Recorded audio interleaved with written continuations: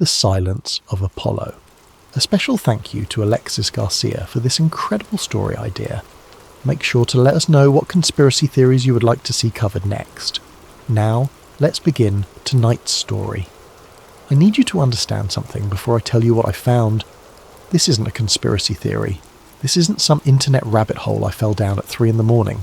I'm a data engineer. I deal in facts, in numbers, in verifiable information. I've spent my entire career building systems that process truth. What I'm about to tell you is true.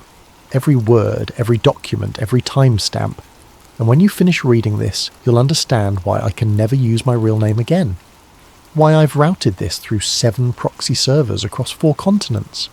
Why I've already deleted every personal photo from my phone and closed every social media account I ever had. Because some truths aren't meant to be uncovered. And the people who guard those truths don't send warning letters. They just make you disappear.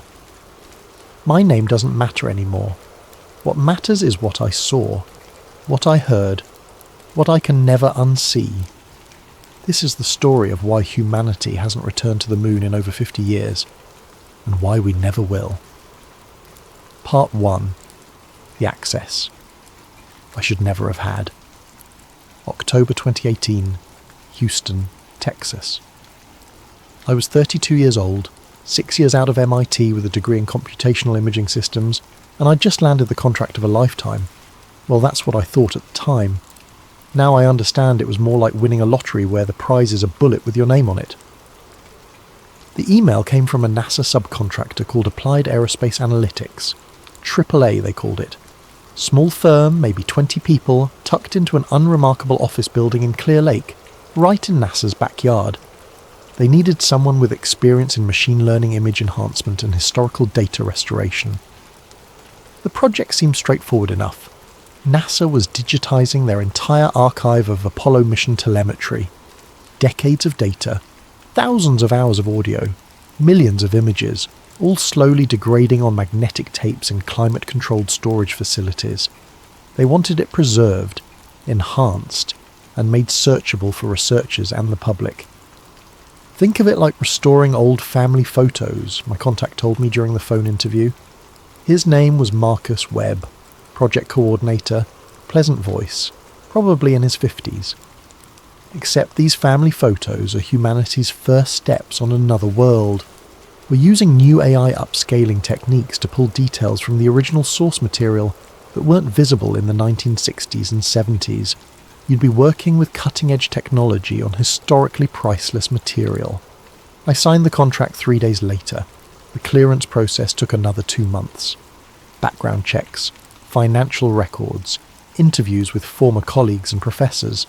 Nothing too invasive, they assured me. Just standard. Protocol for anyone working with NASA materials, even as a civilian contractor. You'll have Level 2 access, Marcus explained during my first day orientation in December 2018. That means you can work with Apollo mission data from the public archive, plus some additional materials that are technically available under Freedom of Information Act requests but haven't been digitized yet. Essentially, you're seeing the same stuff researchers could access, you're just seeing it first. He handed me a badge with my photo, a laptop with enough security protocols to guard nuclear launch codes, and a door code to my assigned workspace. A small office, no windows, fluorescent lights humming overhead, and a desk with 3 large monitors. The archive interface is pretty intuitive, Marcus continued, logging me into the system. Everything's tagged by mission, date, data type. Audio files here, image sequences here, telemetry logs here. Your job is to run the enhancement algorithms we've developed, check for artifacts or errors, and flag anything that needs manual review. Questions? I had 1,000 questions, but the one I should have asked, the one that might have saved me from all of this, I didn't even think to voice. I should have asked, why me specifically? Because here's what I didn't know then. That small firm, Applied Aerospace Analytics, didn't just happen to find my resume online. They didn't just randomly select me from a pool of qualified candidates.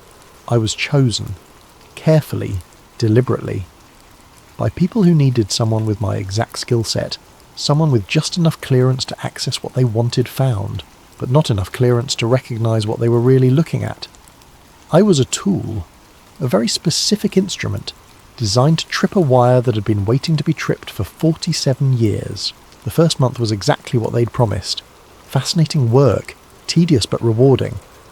I'd load a batch of Apollo 11 images into the system, the original scans from Hasselblad camera film, grainy and washed out by 1960s technology.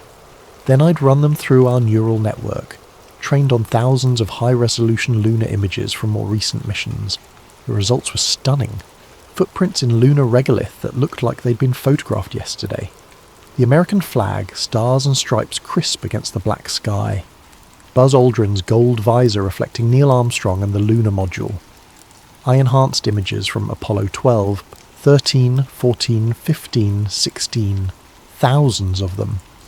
Lunar landscapes, equipment photos, Earthrise shots that made me stop and stare even after seeing them dozens of times. There's something about seeing our planet from that distance, small and blue and impossibly fragile, that recalibrates something in your brain. I processed audio files too. Hours and hours of communication between the astronauts and mission control. Technical readouts, systems checks, occasional jokes. You forget, listening to these men, that they're sitting in a tin can 250,000 miles from home, surrounded by vacuum and radiation, with less computing power than a modern smartphone guiding them. The bravery is almost incomprehensible. By January 2019, I'd worked through Apollo missions 11 through 16. My next assignment, according to the project timeline, was Apollo 17, the last manned mission to the Moon, December 1972. I logged into the archive system on January 7th, coffee cooling on my desk, ready for another routine day of enhancement work. The Apollo 17 directory loaded. Dozens of subdirectories appeared, organised by date and activity type. Launch sequences, translunar injection, lunar orbit insertion, EVA 1, 2, 3. The 3 moonwalks conducted by Commander Eugene Cernan and lunar module pilot Harrison Schmitt. I clicked into EVA 03, the third and final moonwalk, December 13th and 14th, 1972. And that's when I noticed something odd. There was a folder I hadn't seen in any previous mission archive, a subdirectory labelled simply Restricted. I stared at it, the cursor hovering, that small yellow folder icon that would change everything. My clearance was level 2. If this folder was in my directory view, I should be able to access it. The system wouldn't show me materials outside my authorization level. That was the whole point of the security architecture. Trying to fit it into a framework that made sense. A framework where astronauts on the Moon encountered something artificial, something that made NASA terminate their communication and order them back to the lunar module immediately. It had to be a hoax, a training scenario, a simulation that somehow got misfiled into the real archive. But then why was it classified level 7? Why the national security warning? I checked the mission timeline for Apollo 17, the public timeline, the one on NASA's website, the one in every history book. December 14th, 1972, 2.2 to 2.28. UTC was listed simply as Geological Survey, Taurus Littrow Valley, Routine Sampling Activity. No mention of anything unusual, no mention of aborting the survey, no mention of returning early to the lunar module.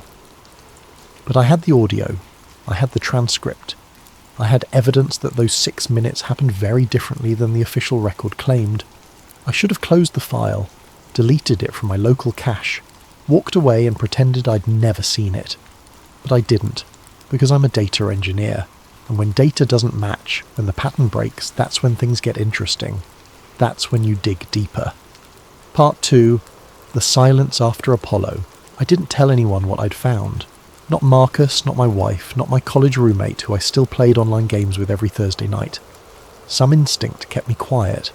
The kind of instinct that keeps prey animals frozen when they hear a predator nearby. Instead, I started researching. Apollo 17 launched on December 7th, 1972. Landed on the Moon on December 11th. 3 days of surface operations. Returned to Earth on December 19th. The last humans to walk on the Moon. Eugene Cernan, the commander, died in 2017. Harrison Schmitt, the geologist, was still alive somewhere in New Mexico. Robert Parker, the Capcom, had retired from NASA in the 1980s and lived quietly in Florida. I wanted to interview them, to ask them directly about those 6 minutes. But how do you approach someone and say, "Hey, I found a classified file that suggests you encountered something impossible on the moon. Can we talk about that?" You don't. Because either they'll deny everything, or they'll confirm it and you'll both end up in a room with no windows answering very uncomfortable questions. So instead, I started looking at what happened after Apollo 17. The official story is simple. NASA planned Apollo missions 18, 19 and 20. All were cancelled in 1970 due to budget cuts. The Vietnam War was expensive. Public interest in moon landings had waned after Apollo 11. Congress wanted the money redirected to other programs. Clean, logical, boring. But I'm a data guy. I like timelines. I like looking at when decisions were made and comparing them to when events occurred. Apollo 18 was officially cancelled in September 1970. Okay, fine. That was 2 years before Apollo 17 even launched. Budget concerns were publicly cited, but Apollo 19 and 20 weren't cancelled until December 1972. The same month as Apollo 17's mission. The same month Cernan and Schmitt saw something on the moon. Coincidence? Maybe. But then I found something else. I started digging through NASA's budget documents, the ones that are publicly available through the National Archives. Dry stuff, spreadsheets and allocation reports. But buried in the 1973 fiscal year documentation, I found a line item that made me pause. Project Farside Observer, $847 million allocated. Purpose: long-term autonomous monitoring systems. Human presence not advised. Authorization: NSC Directive 73-12. $847 million. That's not pocket change, that's nearly $1 billion in 1973's money. Probably close to 5 or 6 billion in today's dollars, for monitoring systems on the moon where human presence not advised. I couldn't find NSC Directive 7312 anywhere in public records. The National Security Council doesn't publish all of its directives, especially the classified ones. But the implication was clear. After Apollo 17, someone high up decided humans shouldn't return to the moon, and they were willing to spend nearly $1 billion making sure we could watch the moon without actually going there. I kept digging. In February 1973, just 2 months after Apollo 17's return, NASA held an internal symposium on future lunar exploration strategies. The proceedings were eventually declassified in 1998 and scanned into a digital archive. I found the archive. 800 pages of technical papers, budget projections, engineering proposals. Most of it about establishing a permanent lunar base, mining helium-3, building telescopes on the far side. But on page 687, in a paper titled Autonomous Systems for Lunar Survey Operations, there was a paragraph that stopped me cold. Given recent observational data from Apollo 17 surface operations, it is recommended that all future lunar exploration prioritize unmanned robotic systems for far-side reconnaissance. Human presence in certain regions may complicate diplomatic considerations with entities whose territorial claims predate current international space law frameworks. Further elaboration requires appropriate security clearance. I read it 5 times. Diplomatic considerations, territorial claims, entities. This wasn't talking about other nations. The Space Treaty of 1967 explicitly stated that no nation could claim sovereignty over the moon. There were no territorial claims to complicate, unless they weren't talking about nations, unless entities meant something else entirely. I started having trouble sleeping. I'd lie awake next to my wife, listening to her breathe, thinking about 2 astronauts on the moon in 1972, seeing something they couldn't explain. Something that made NASA pull them back immediately. Something that ended human lunar exploration for decades. During the day, I continued my regular work, processing images, enhancing audio, filing reports, playing my part as the obedient contractor who definitely wasn't spending his lunch breaks digging through declassified documents and classified files he absolutely should not have access to. Because here's the thing about security clearances. They're not perfect. They're designed by humans, implemented by humans, maintained by humans, and humans make mistakes.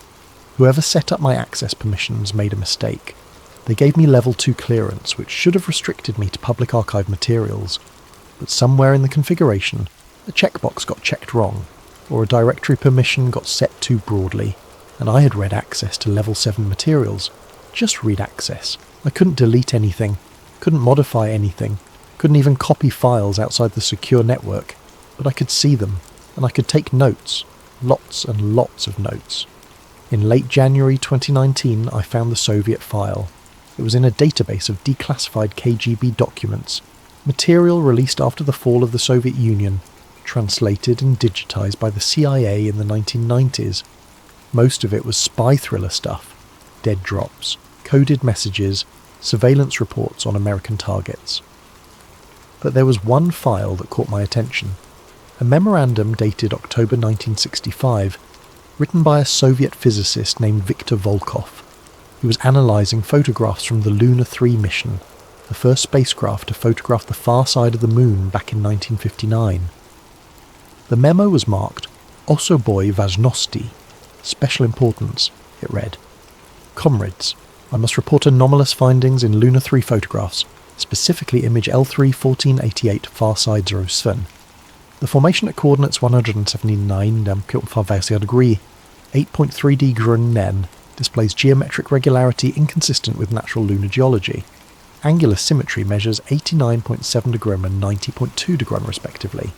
Surface albedo suggests metallic or crystalline composition distinct from surrounding regolith. I am aware such conclusions sound extraordinary. However, the mathematical probability of natural formation producing these specific characteristics is approximately 1 in 47 million. I have reviewed my calculations with 3 colleagues. All agree this is not geological. Recommend immediate follow-up mission with high-resolution imaging equipment. Also recommend discretion in public disclosure until nature of formation is confirmed. If this is what I believe it to be, we are not the first to reach the moon. Someone else is already there. The memo had a handwritten note at the bottom in Russian, which the translator had rendered as Volkov to be reassigned. Do not pursue this matter further.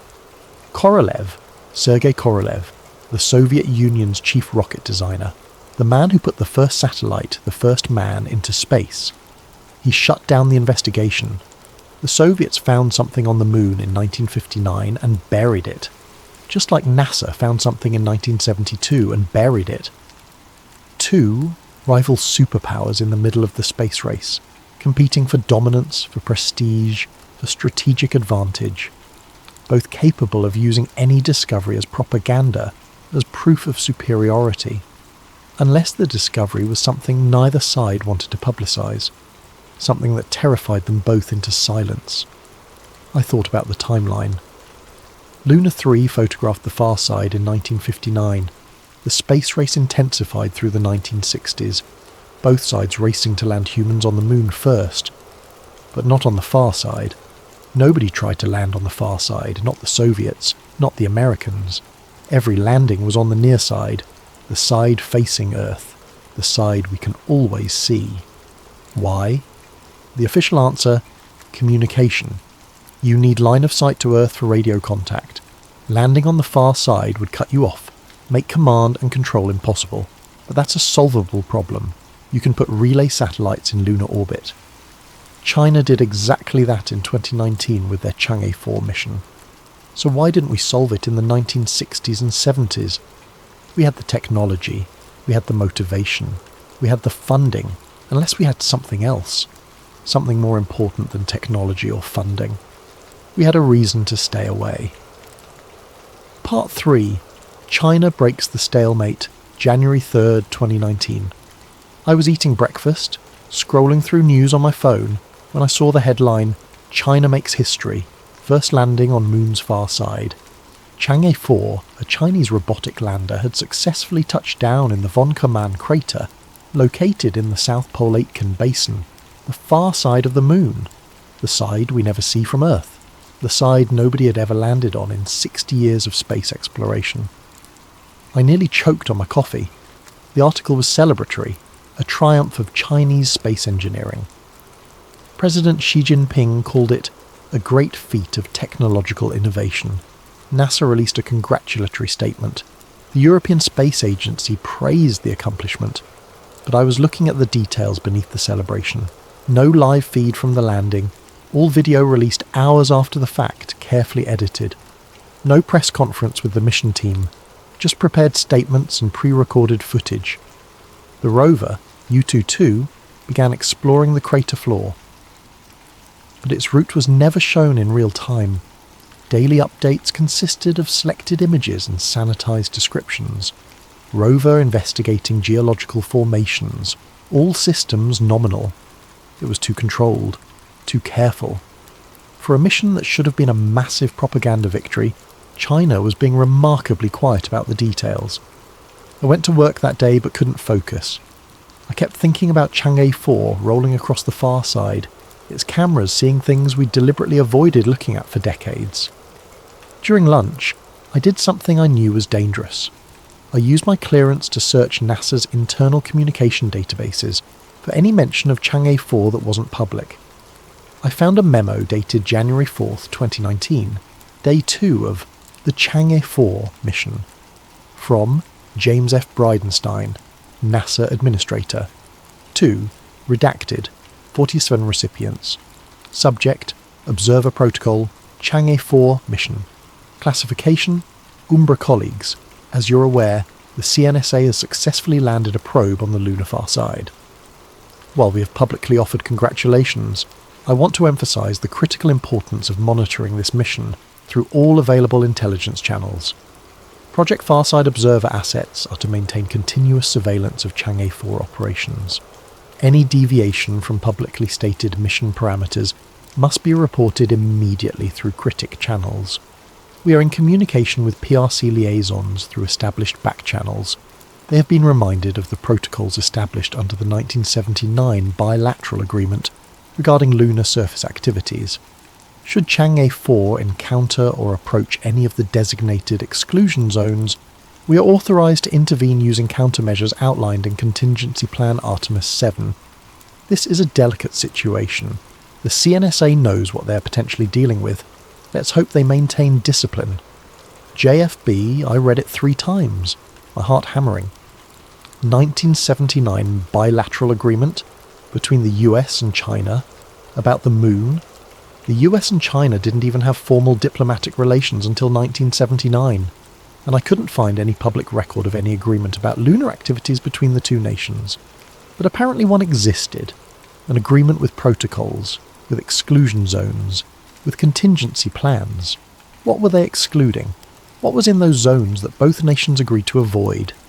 I kept searching, found another document, this one from the Deep Space Network Operations Centre in Canberra, Australia. The DSN is a collection of radio telescopes that communicate with spacecraft throughout the solar system. The document was a radio intercept log, dated January 8th, 2019. Signal Intercept Report DSN Site, Canberra Complex, 43 date, 2019-0108. Time, 14:37-22, UTC. Target, Chang'e 4, lander, lunar far side. Summary. During routine monitoring of Chang'e 4 telemetry, DSN detected unexpected signal exchange not originating from Earth-based CNSA control. Details. Primary signal, Chang'e 4 to Earth, expected 2.2 GHz. Secondary signal, unknown origin to Chang'e 4, unexpected 1.8 GHz. Secondary signal characteristics, amplitude modulation, complex pattern, non-terrestrial origin confirmed via triangulation, duration 4.2 seconds, Chang'e 4 response, telemetry disruption, course correction, deviation from planned route. Analysis, signal originated from lunar surface, approximately 12 kilometers northeast of Chang'e 4 position. No known human-made equipment at that location. Signal characteristics do not match any known space agency transmission protocols. Recommendation: escalate to Umbra classification. Notify Project Farside Observer Oversight Committee. Report filed by Station Director P. Morrison. Reviewed by NSA Liaison K. Chang. Someone on the moon was talking to Chang'e 4. Not controllers in Beijing, not NASA, not any space agency. Someone else. And Chang'e 4 had changed its route after receiving the message. I spent the next 2 weeks in a state of controlled paranoia.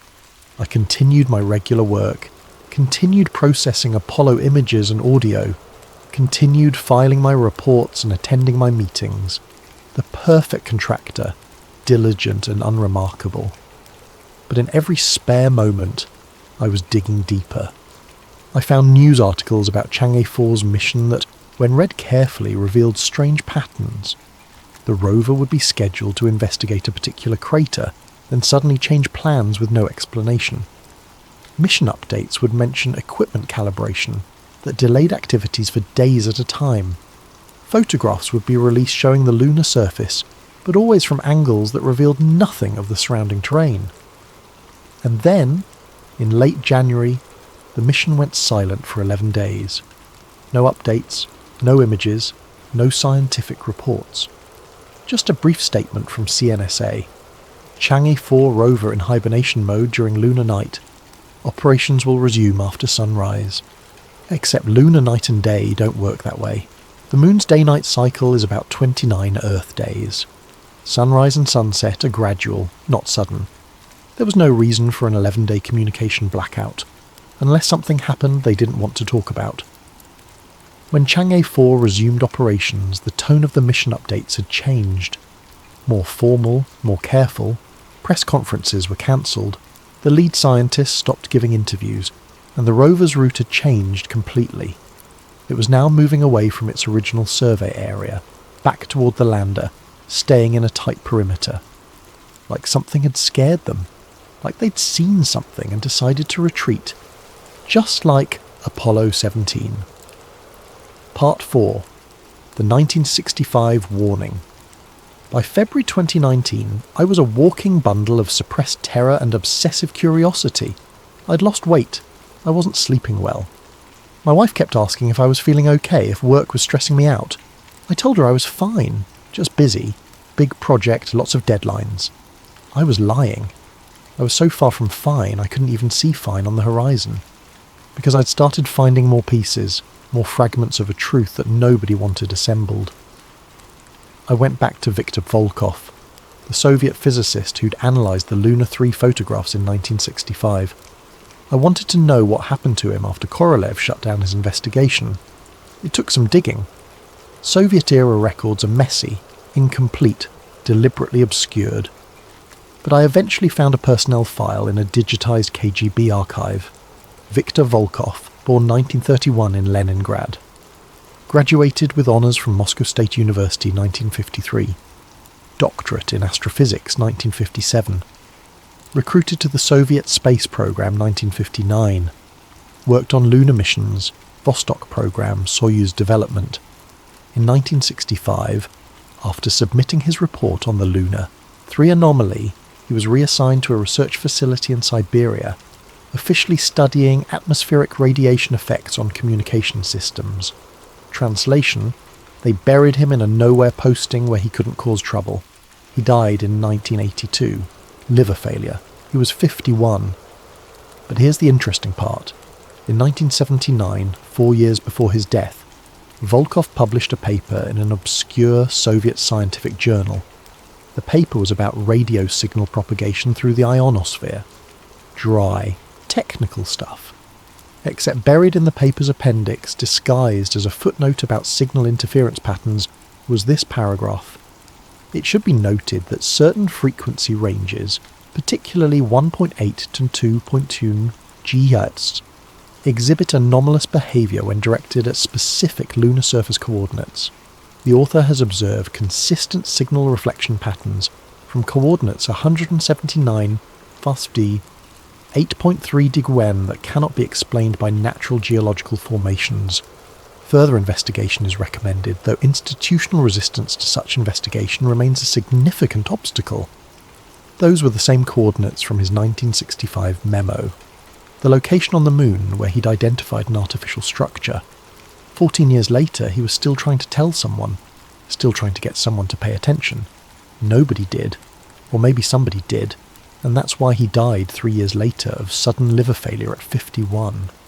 I found myself wondering how many people had seen what Volkov saw, how many scientists, engineers, analysts had stumbled across evidence of something on the moon and tried to speak up, and how many of them were now dead, or silenced, or reassigned to positions where nobody would listen to them. In March 2019, I found the classified budget document. It was in a congressional archive, part of a 1973 Appropriations Committee hearing.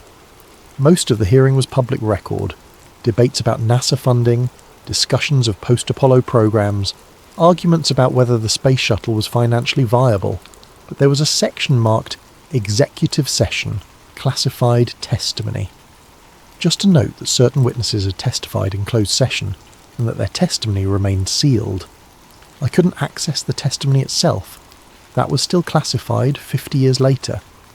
But I could access the budget allocations that resulted from that testimony. And that's where I found it. $847 million for Project Farside Observer. I also found something else. A line item for $127 million allocated to the Department of Defense for Diplomatic Liaison Services, Extraterrestrial Protocol. $127 million for diplomatic services related to extraterrestrial protocol.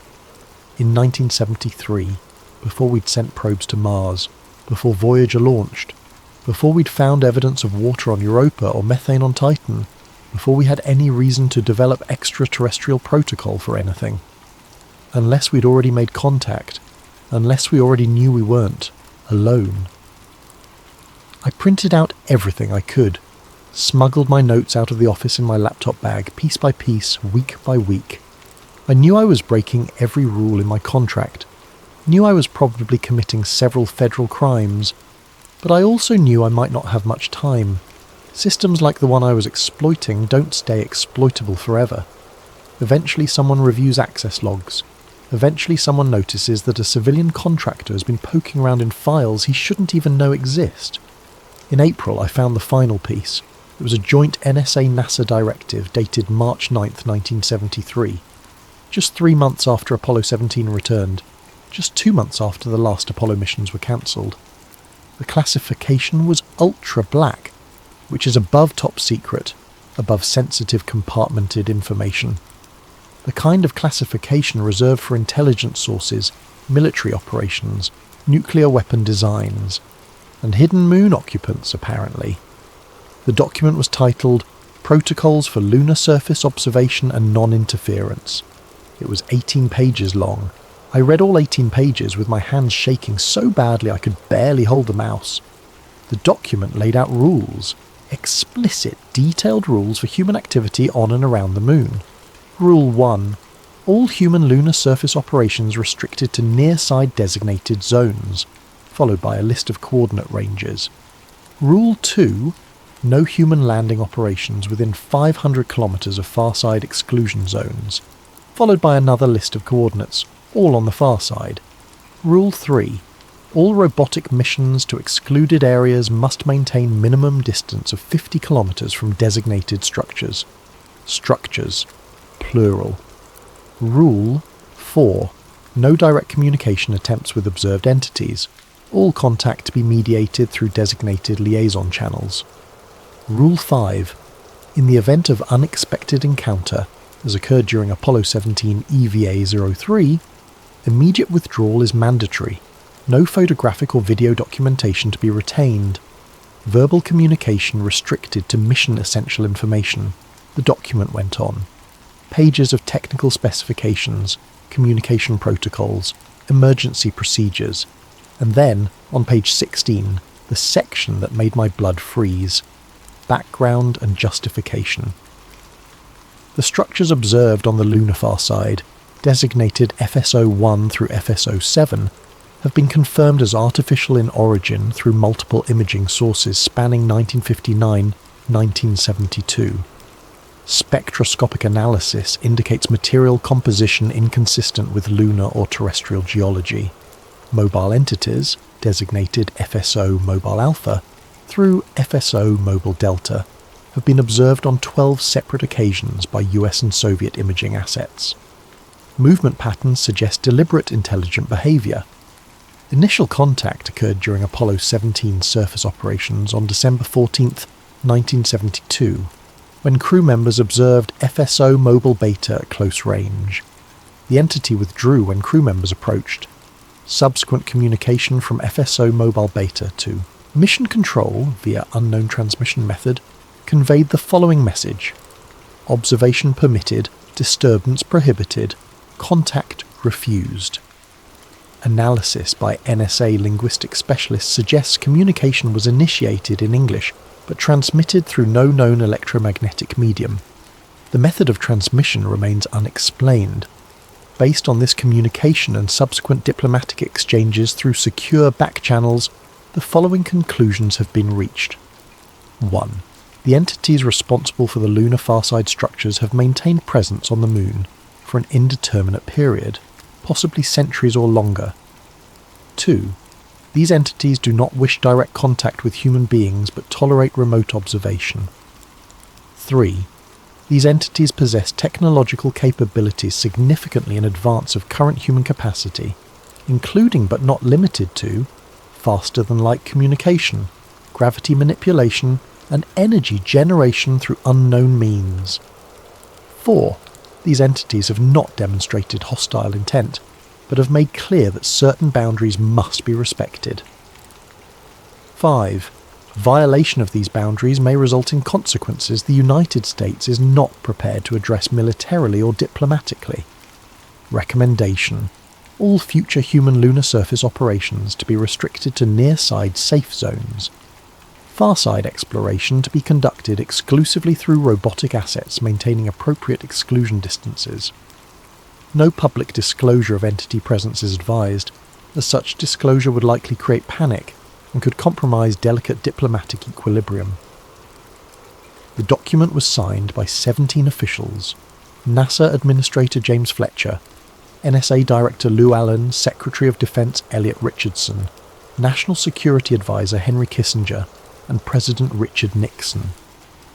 Part 5. Why humans were ordered to leave. I sat in my office staring at that document until the words blurred. Then I closed the file, cleared my browser history, shut down my computer, and went home. I told my wife I was sick. Stomach bug, maybe food poisoning. I spent 3 days in bed, not sleeping, just thinking. Everything made sense now. All the pieces fit. The space race wasn't a race to get to the Moon first. It was a race to make first contact. The US and USSR both knew something was there. They'd both seen evidence in photographs and sensor readings. They both wanted to be the first to establish communication, to claim diplomatic advantage with an extraterrestrial intelligence. But when we finally got there, when Cernan and Schmidt encountered them directly, the entities made their position clear. Stay away. Not completely. They didn't attack us, didn't destroy our spacecraft. They just drew a line and said this far, no further, and we complied. Because what else could we do? We were still using chemical rockets and slide rules. We were using technology that could transmit messages without electromagnetic radiation and build structures that survive for centuries in hard vacuum. We were outmatched, completely and utterly outmatched. So we retreated, cancelled the remaining Apollo missions, stopped sending humans to the Moon, built monitoring satellites to watch from a distance, established protocols and exclusion zones, and buried the whole thing under classification stamps and official silence. For 50 years, we pretended the Moon was empty except for us. We told children there were no aliens, no UFOs, no visitors from elsewhere. We mocked people who believed otherwise, and all the while we knew. The governments knew, the space agencies knew, the military knew.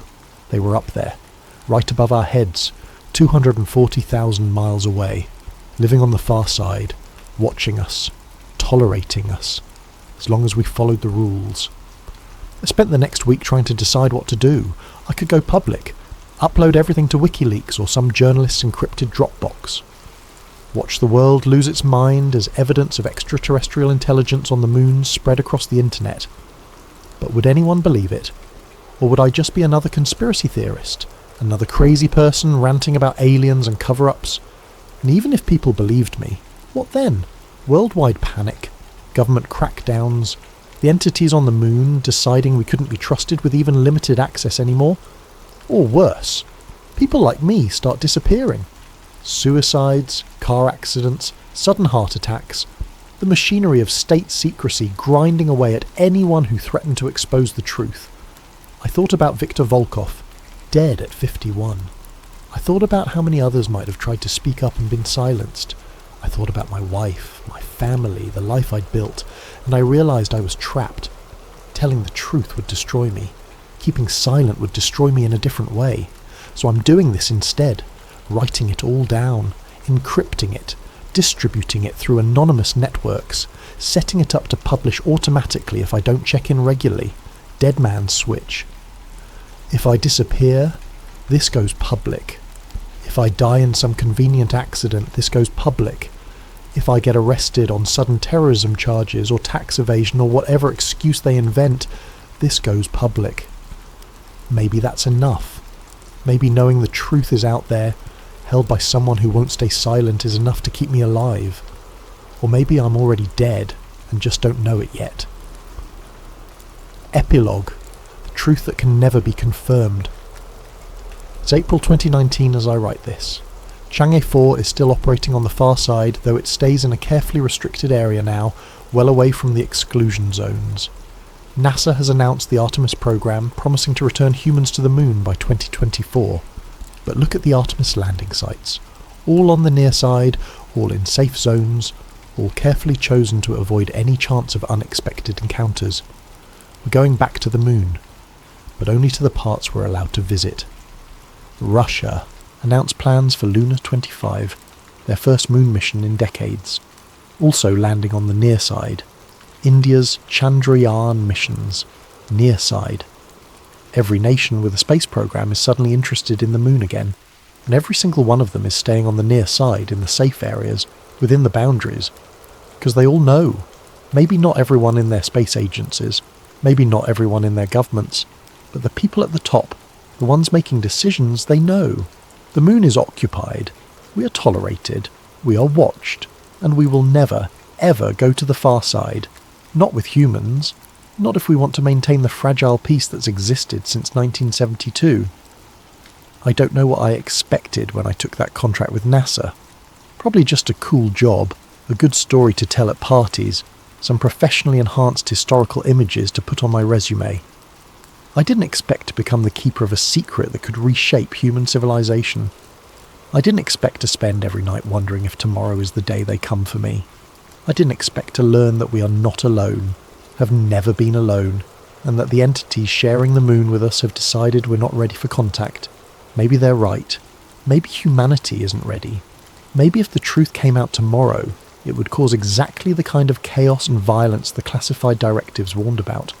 Or maybe we're stronger than they think. Maybe we deserve to know. Maybe hiding the truth is worse than revealing it. I don't have those answers. I'm just a data engineer who found some files he shouldn't have accessed. Just a guy who can't unsee what he's seen, can't unknow what he knows. All I can do is tell you what I found, show you the evidence, let you decide what it means. The moon is not empty. We are not alone. We have never been alone.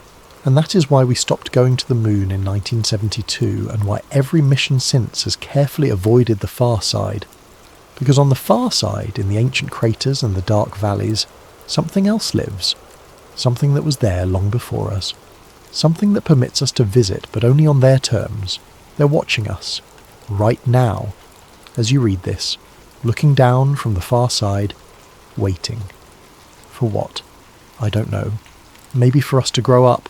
Maybe for us to become worthy of contact. Maybe just for us to continue following the rules. Or maybe they're waiting for us to slip up, to break the protocols, to venture too close to the exclusion zones. And then, I don't want to think about what happens then. The file you found, the one marked restricted in the Apollo 17 archive, is still there. At least it was when I last checked. Maybe they've deleted it by now. Maybe they've closed the security loophole that let me access it. Or maybe it's still there, waiting for the next person with the right clearance and the wrong level of curiosity. If you're reading this, if you work in aerospace or intelligence or any field adjacent to space exploration, and you have the access and the nerve to look, you'll find what I found. The documents are real, the evidence exists, scattered across databases and archives, classified and forgotten, but still there. You'll find the truth, and then you'll face the same choice I'm facing. Tell the world and risk everything, or stay silent and carry the weight of knowing. My name doesn't matter. I've removed every trace of my identity from this document. There's no way to verify I'm real, no way to prove I actually worked for NASA, no way to confirm any of this, which is exactly how it has to be, because the truth is dangerous, the people who guard it are powerful, and I want to survive long enough to see how this story ends. Maybe someday we'll be ready for contact. Maybe someday the entities on the far side will decide we've matured enough as a species to meet them face to face.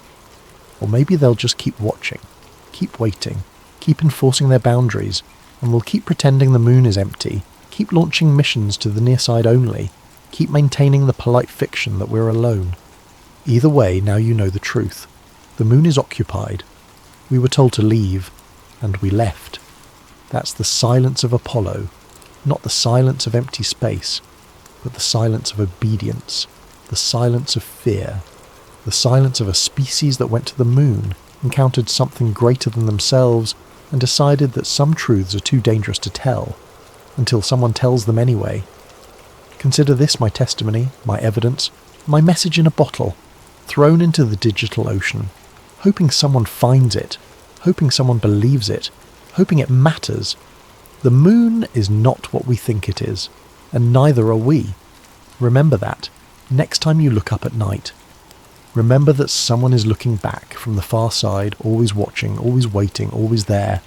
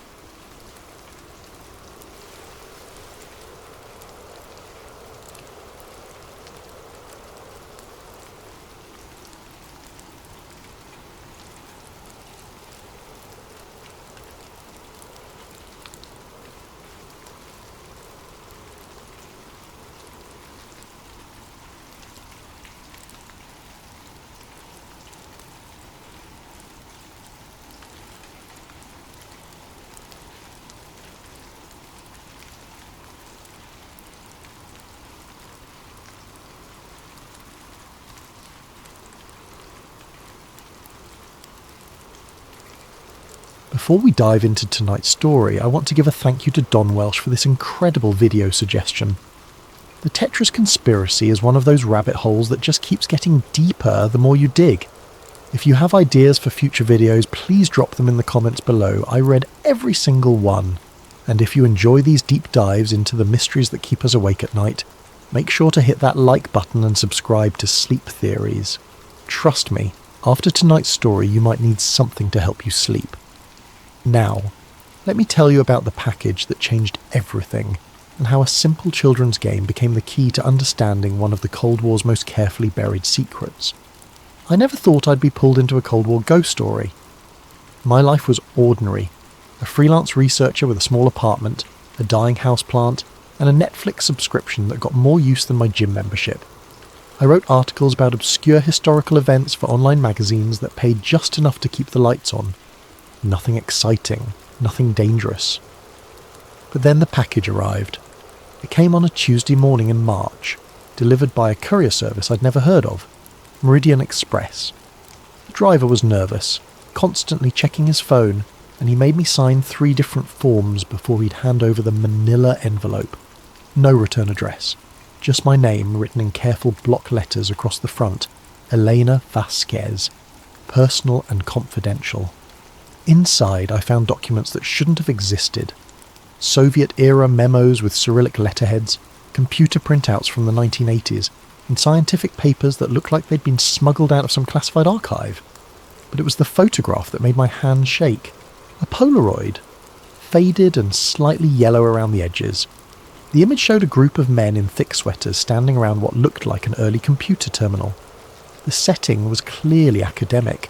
I could see chalkboards covered in equations in the background. But there, in the corner of the photo, was a little girl with pigtails playing with building blocks on the floor. The little girl was me, and the man kneeling beside me, showing me how to stack the coloured blocks, was someone I'd never seen before in my life. According to the handwritten note on the back of the photo, Vladimir Pokhilko, Moscow Computer Center, 1987. The note at the bottom of the package explained everything and nothing at once. Eleanor, your father's work touched more lives than he ever knew. What happened to us was not an accident. The game was never just a game. You have his eyes, and more importantly, you have his mind. Be careful who you trust. The blocks are still falling. A friend.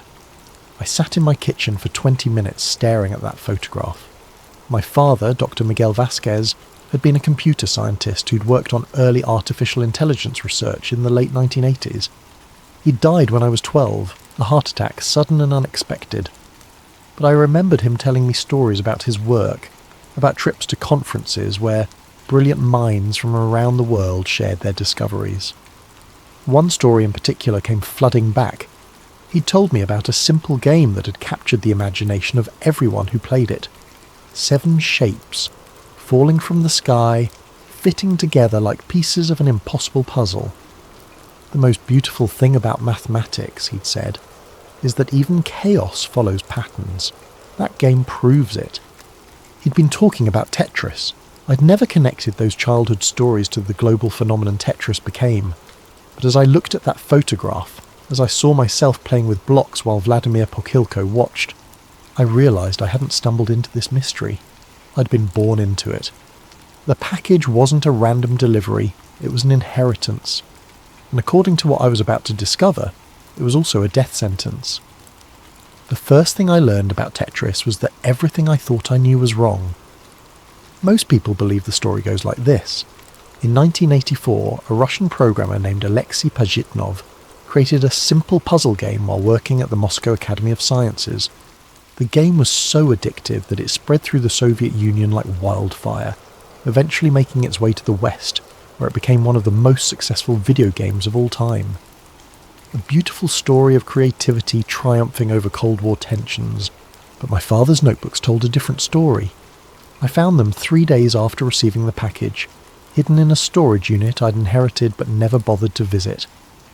Box after box of research papers, computer printouts, and handwritten journals that my father had apparently been keeping secret for years. The notebooks were written in a mixture of English and Spanish, with mathematical formulas scattered throughout like some kind of academic code. The entry that changed everything was dated October 15th, 1987. The Moscow conference was more productive than expected. Met with Pokhilko's team today. Their work on pattern recognition is fascinating but disturbing. The game they've developed, they call it Tetris from the Greek tetra meaning 4, shows remarkable potential for cognitive conditioning. The subjects who play for extended periods exhibit measurable changes in brainwave patterns. Pokhilko believes they've accidentally created a form of technological hypnosis. The entry continued. Showed Elena the coloured blocks today while we were in Moscow. She was so young, so innocent. She didn't understand that she was playing with the building blocks of something that could reshape human consciousness. None of us did. We thought we were just studying games. We had no idea we were creating weapons. I read that passage 5 times before it sank in. My father hadn't just been a conference attendee in Moscow. He'd been part of the team that helped develop Tetris, and according to his notes, they'd discovered something that terrified them. The game was changing people's minds. The phenomenon was subtle at first. Players would report seeing the falling blocks when they closed their eyes. They'd dream about the game. They'd find themselves mentally rotating objects in daily life, trying to make them fit together like Tetris pieces. Researchers dubbed it the Tetris effect, and initially everyone thought it was harmless, just the brain's way of processing repetitive visual information.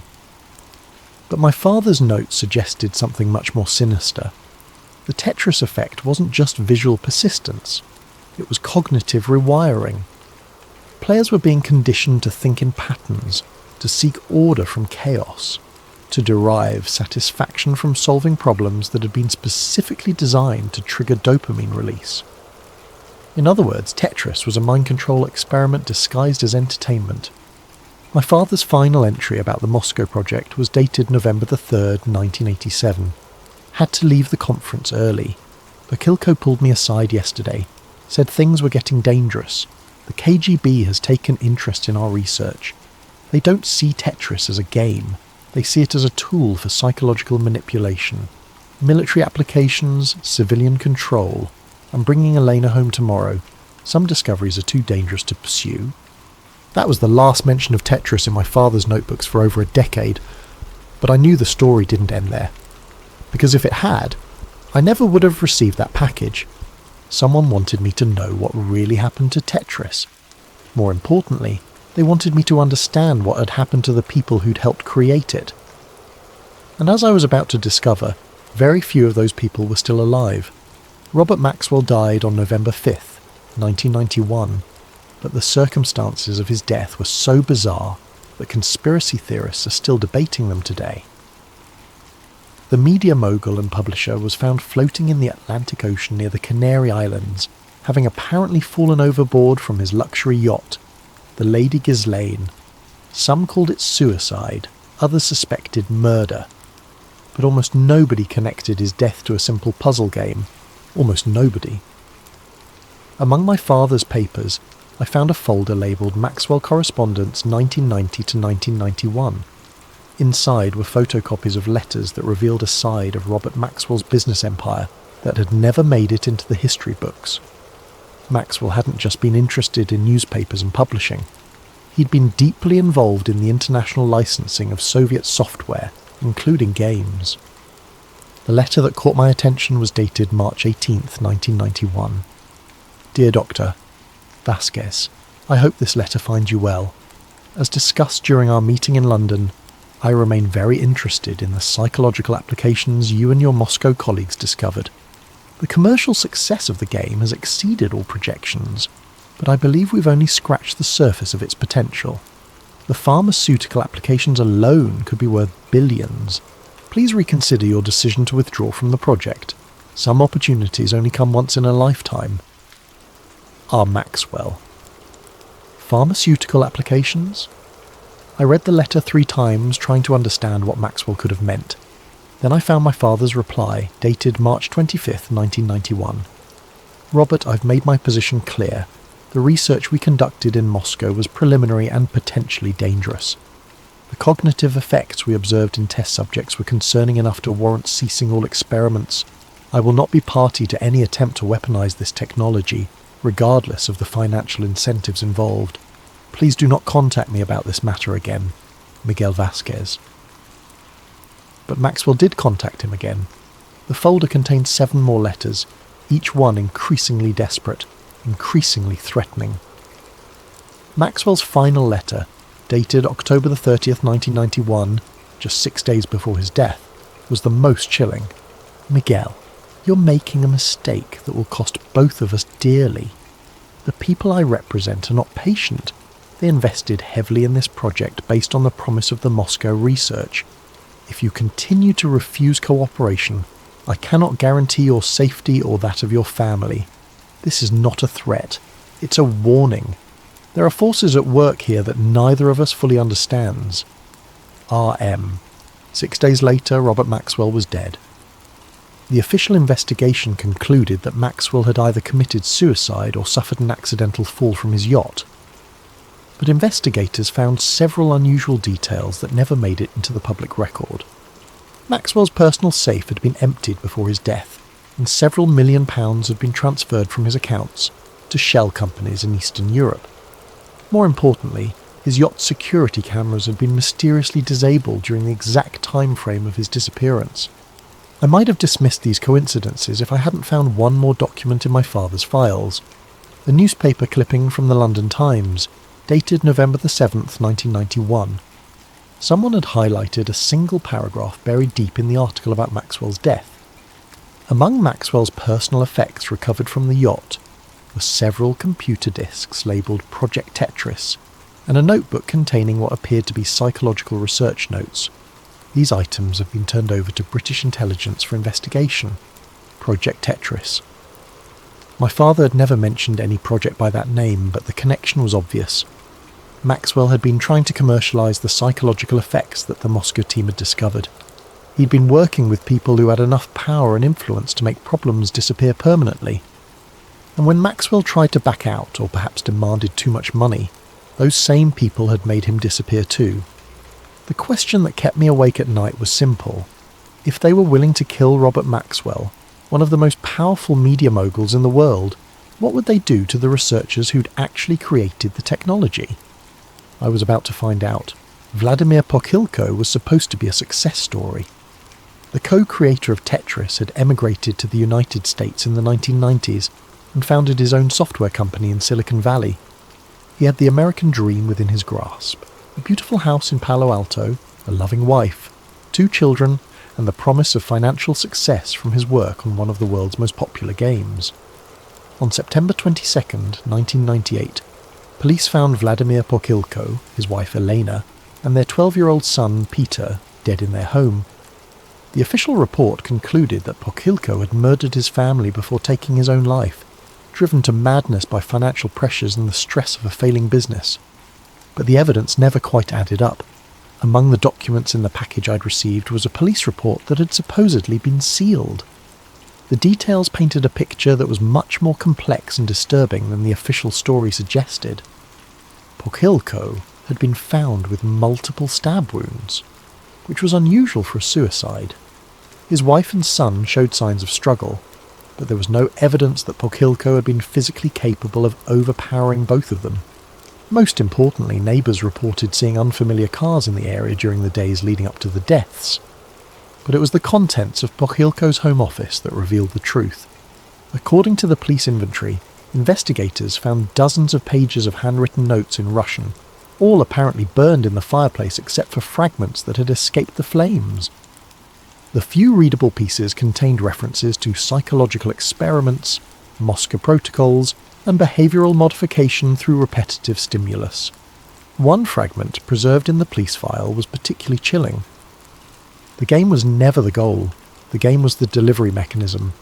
We created the perfect Trojan horse, entertainment that reprograms the mind through voluntary participation. But they want to weaponize it, to use it for purposes we never intended. I've tried to stop them, but... The note ended there, torn and partially burned. The package I'd received contained something the police had never seen. A recording of Vladimir Pokhilko's last phone call, made just hours before his death. The audio quality was poor, full of static and background noise, but Pokhilko's voice was unmistakable. He was speaking to someone who wasn't responding, perhaps leaving a voicemail message. If you're listening to this, it means they've found me. I've tried to warn everyone who was part of the original research, but most of them are already gone. Maxwell was just the beginning. They're systematically eliminating everyone who knows the truth about what we created. Static filled the recording for several seconds before Pokhilko's voice returned, more urgent now. The game is still active, still spreading, still changing minds on a global scale. But that was never the plan. We thought we were creating entertainment. We didn't know we were creating a weapon, and now that weapon is being used against millions of people without their knowledge or consent. Another pause, then Pokhilko's voice became almost whispered. Miguel Vasquez was smart to leave when he did. He saw where this was heading before the rest of us. If they come for me, tell him. Tell him the devil is in the code. The patterns aren't random. They never were. Each level, each piece placement, each reward mechanism, it's all designed to create specific neurological responses. We built a machine that learns how to manipulate human behaviour, and now we've lost control of it. The recording ended abruptly, cut off mid-sentence. I listened to that message a dozen times, and each time I felt a chill run down my spine. Vladimir Pochilko hadn't killed his family and himself. He'd been silenced because he was trying to expose the truth about Tetris. And in his final moments, he'd specifically mentioned my father's name. My father had known this was coming. That's why he'd left the Moscow project. That's why he'd hidden his research. And that's why he'd never told me the truth about what he'd been involved in. But someone had decided it was time for me to know. The question was, who had sent me the package and why were they willing to risk their life to get this information to me? The human brain is remarkably adaptable. Give it a repetitive task and it will quickly develop neural pathways to handle that task more efficiently. Show it patterns and it will learn to recognize and predict those patterns. This neuroplasticity is usually considered a good thing. It's how we learn languages, develop skills, and adapt to new environments. But my father's research had discovered that this adaptability could be exploited. The notebook I'd found contained detailed studies of Tetris players, conducted over several months in 1987. The results were both fascinating and terrifying. After just 2 weeks of regular play, subjects showed measurable changes in brainwave patterns. After a month, they exhibited altered sleep cycles, with REM sleep dominated by geometric patterns and spatial processing dreams. After 3 months, the changes became permanent. Most concerning was what my father called the compliance correlation. Players who spent more than an hour per day playing Tetris showed increased susceptibility to authority figures and decreased critical thinking when faced with routine tasks.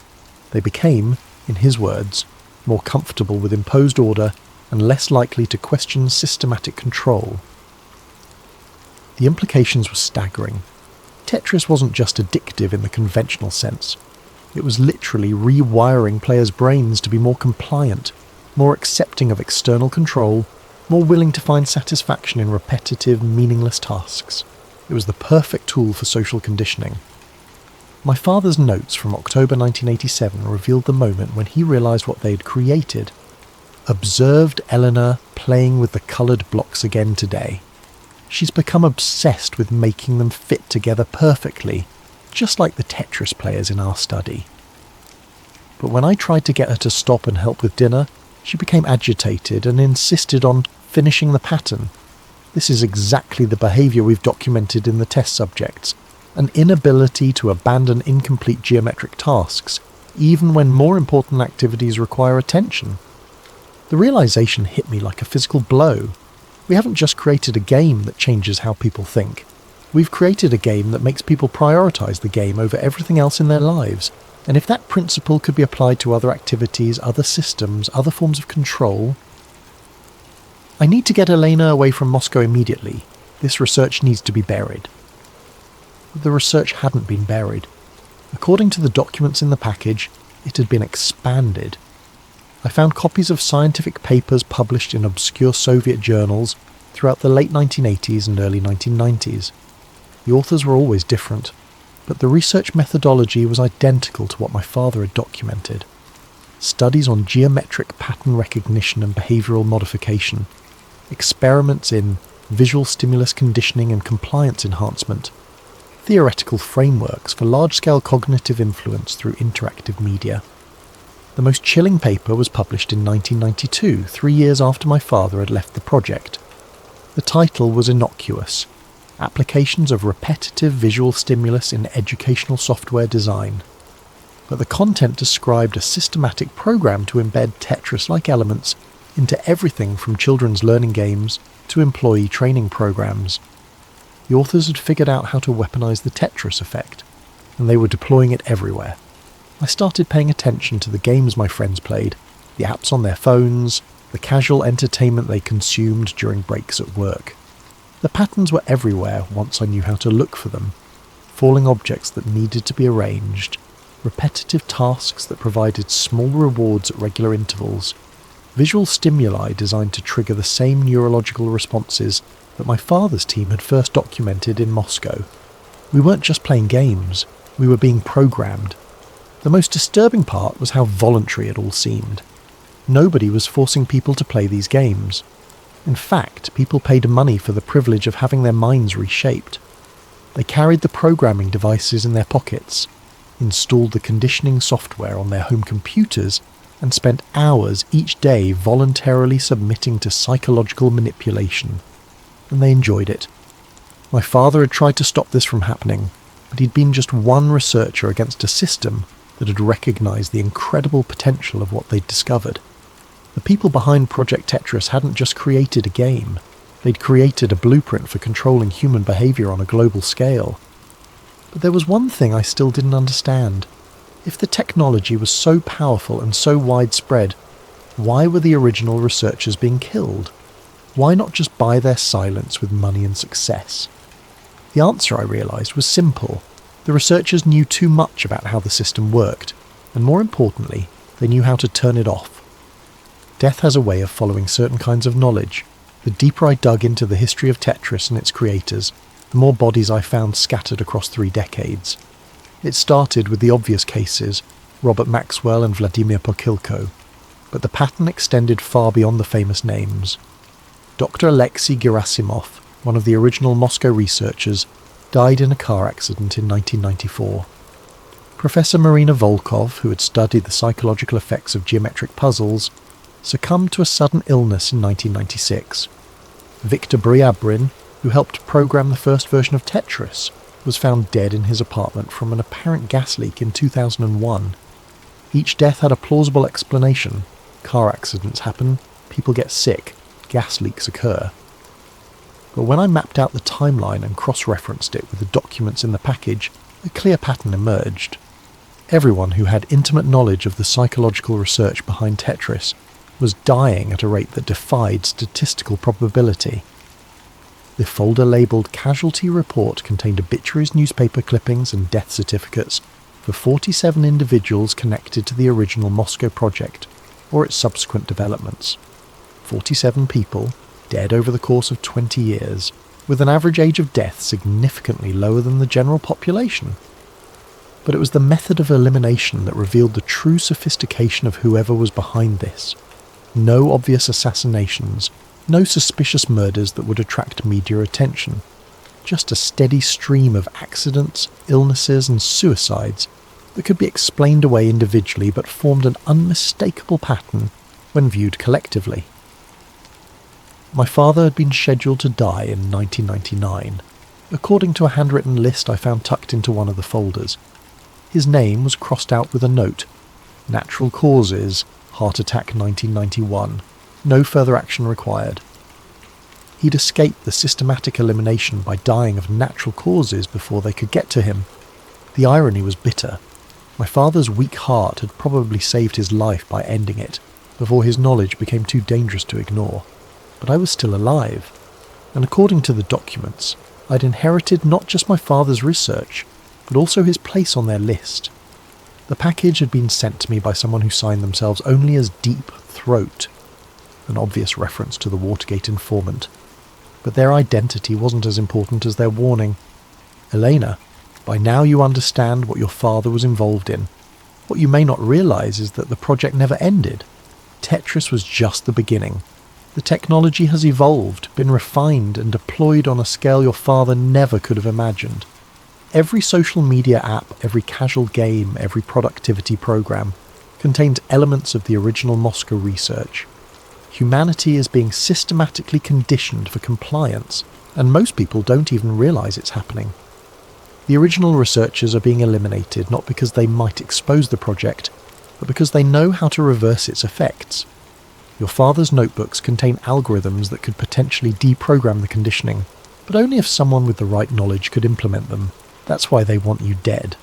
Not for what you know, but for what you might be able to do with what you know. You have a choice to make. You can destroy the research, disappear, and hope they leave you alone. Or you can finish what your father started and try to give humanity back its free will. But understand this. Once you make that choice, there's no going back. They will hunt you to the ends of the earth, rather than risk losing control of the system they've spent decades building. The letter ended with coordinates, a location in the Nevada desert where, supposedly, I could find additional research materials that my father had hidden before his death. But first, I needed to understand something that had been nagging at me since I'd started this investigation. If the original Tetris researchers were so dangerous, why was Alexei Pajitnov, the game's creator, still alive and successful? He was living openly in the United States, had been for years, and had even worked for major companies like Microsoft. How had he escaped the fate that had claimed so many others? Alexei Pajitnov was not hard to find. Unlike the other Tetris researchers who had died mysterious deaths or disappeared entirely, the game's creator maintained a public profile. He gave interviews, attended gaming conventions, and had even been inducted into various halls of fame for his contribution to the video game industry. Getting him to talk about the Moscow research, however, proved nearly impossible. I started with emails identifying myself as the daughter of Dr. Miguel Vasquez and explaining that I was researching the early history of Tetris for an academic paper. Pajitnov's responses were polite but evasive. He claimed to remember very little about the psychological studies that had accompanied the game's development, suggesting that such research had been peripheral to the main project. When I pressed him for details about my father's involvement, Pajitnov's tone changed dramatically. Miss Vasquez, I understand your desire to learn about your father's work, but I must advise you that some historical inquiries are best left unexplored. Your father was a brilliant man who made difficult choices for the safety of his family. I suggest you honour his memory by respecting those choices. It was a warning disguised as advice, but I wasn't ready to give up. I decided to try a different approach. I called Pajitnov's office directly, identifying myself as a documentary filmmaker interested in creating a film about the human stories behind famous games. His assistant scheduled a phone interview for the following week. When I finally got Pajitnov on the phone, I started with innocent questions about the creative process, the technical challenges of early game development, the excitement of seeing his creation become globally popular. He was engaging and enthusiastic, clearly comfortable discussing these aspects of Tetris history. Then I mentioned my father's name. The silence on the other end of the line stretched for nearly 30 seconds. When Pajitnov finally spoke, his voice was barely above a whisper. Miguel Vasquez, I haven't heard that name in... How did you say you were connected to him? He was my father. He died when I was 12, but I've been going through his research notes and found extensive documentation of the Moscow project, including his work with you on the psychological effects of geometric pattern games. Another long pause. Then, your father was a good man, a careful man. He understood the implications of our research better than most of us did. What implications? What exactly did you discover? Miss Vasquez, I think perhaps we should not continue this conversation over the telephone. If you are truly interested in understanding your father's work, you should know that there are people who would prefer that such understanding remain limited. I pushed harder. People like the ones who killed Vladimir Pokilko, the ones who eliminated Robert Maxwell. The line went dead. I tried calling back immediately, but Pajitnov's office said he was no longer available and would not be scheduling any further interviews. My emails went unanswered. Within 48 hours, it was as if Alexei Pajitnov had completely disappeared from public life. But 3 days later, I received a package with no return address. Inside was a single sheet of paper with a handwritten message. Your father saved my life by warning me to cooperate. I chose survival over resistance, and that choice has haunted me for 30 years. I cannot undo what we created, but I can give you the tools your father developed to fight it. The coordinates your mystery correspondent provided are real. Go to Nevada, find the bunker, but understand that once you open that door, they will know you are no longer just investigating. You are actively opposing them. Choose carefully. AP. Beneath the message was a hand-drawn map showing a location in the Nevada desert, along with what appeared to be a complex mathematical equation. I stared at that map for hours, knowing that following it would probably be the last free choice I'd ever make. Because once I crossed that line from researcher to active resistance, I would become a target that they couldn't ignore. But I also knew that I'd already crossed the point of no return the moment I opened that first package. They were already watching me, already planning my elimination. The only question was whether I would go quietly, like most of the other researchers, or whether I would try to finish what my father had started. The answer was obvious. I booked a flight to Las Vegas and rented a car with four-wheel drive. It was time to find my father's final gift to humanity. The Nevada desert is a perfect place to hide secrets. Miles of empty wasteland, scorching heat during the day, freezing cold at night, and enough radiation from decades of nuclear testing to make even experienced explorers think twice about venturing off the main roads. I found the location from Pajitnov's map after 6 hours of driving through increasingly desolate terrain. The coordinates led to what looked like an abandoned mining operation, a few rusted metal buildings surrounded by chain-link fence, with warning signs about unstable ground and toxic materials. But the mathematical equation Pajitnov had included wasn't random decoration. When I plugged the numbers into the GPS coordinates, they pointed to a spot about half a mile from the visible buildings, in an area that looked completely empty from the surface. I parked my rental car and walked out into the desert, following the GPS coordinates on my phone. The spot looked like every other patch of sand and scrub brush, but when I started clearing away the surface debris, I found a metal hatch buried about 2 feet underground. The hatch was locked with a combination lock, but the numbers from Pajitnov's equation opened it easily. Inside, a ladder descended into darkness. The bunker below was much larger than I'd expected. My father had apparently spent considerable time and money creating an underground research facility that could operate independently for months. Solar panels on the surface provided power. A water filtration system ensured a clean supply.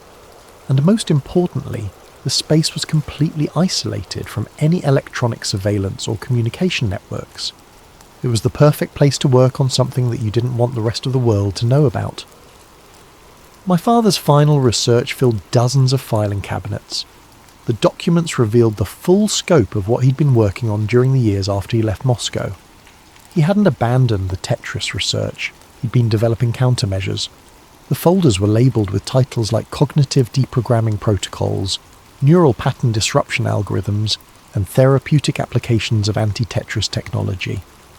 My father had spent over a decade figuring out how to reverse the psychological conditioning that Tetris and its derivatives had created. But more than that, he'd developed a way to immunise people against future conditioning attempts. The centrepiece of his research was something he called the Liberation Protocol, a software program that could identify and neutralise the behavioural modification elements embedded in games, apps and other interactive media. The protocol worked by teaching the brain to recognise artificial pattern manipulation and respond with conscious resistance instead of unconscious compliance. In simple terms, my father had created a vaccine against mind control. The bad news was that the Liberation Protocol required massive computing power and global distribution to be effective. It would need to be embedded in popular software or transmitted through major communication networks to reach enough people to make a difference. And anyone attempting to deploy it would immediately become a target for elimination. As I read through the research, I began to understand why my father had hidden it instead of trying to implement it himself. The protocol was too dangerous to use and too important to destroy, but someone had decided it was time to bring it out of hiding. I was so absorbed in the documents that I almost missed the sound of vehicles approaching on the surface. By the time I realised what was happening, it was too late to escape. The voices above were professional, coordinated. I heard at least 4 different people positioning themselves around the bunker entrance. Then a voice called down through the open hatch. "Miss Vasquez, we know you're down there. Please come up slowly with your hands visible. We have some things to discuss." I looked around the bunker, searching for another exit, but my father had designed it with only one way in or out. I was trapped.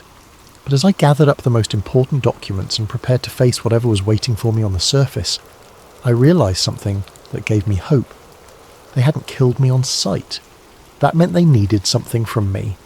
And as long as they needed me alive, I had leverage. The question was, would I be smart enough to use it?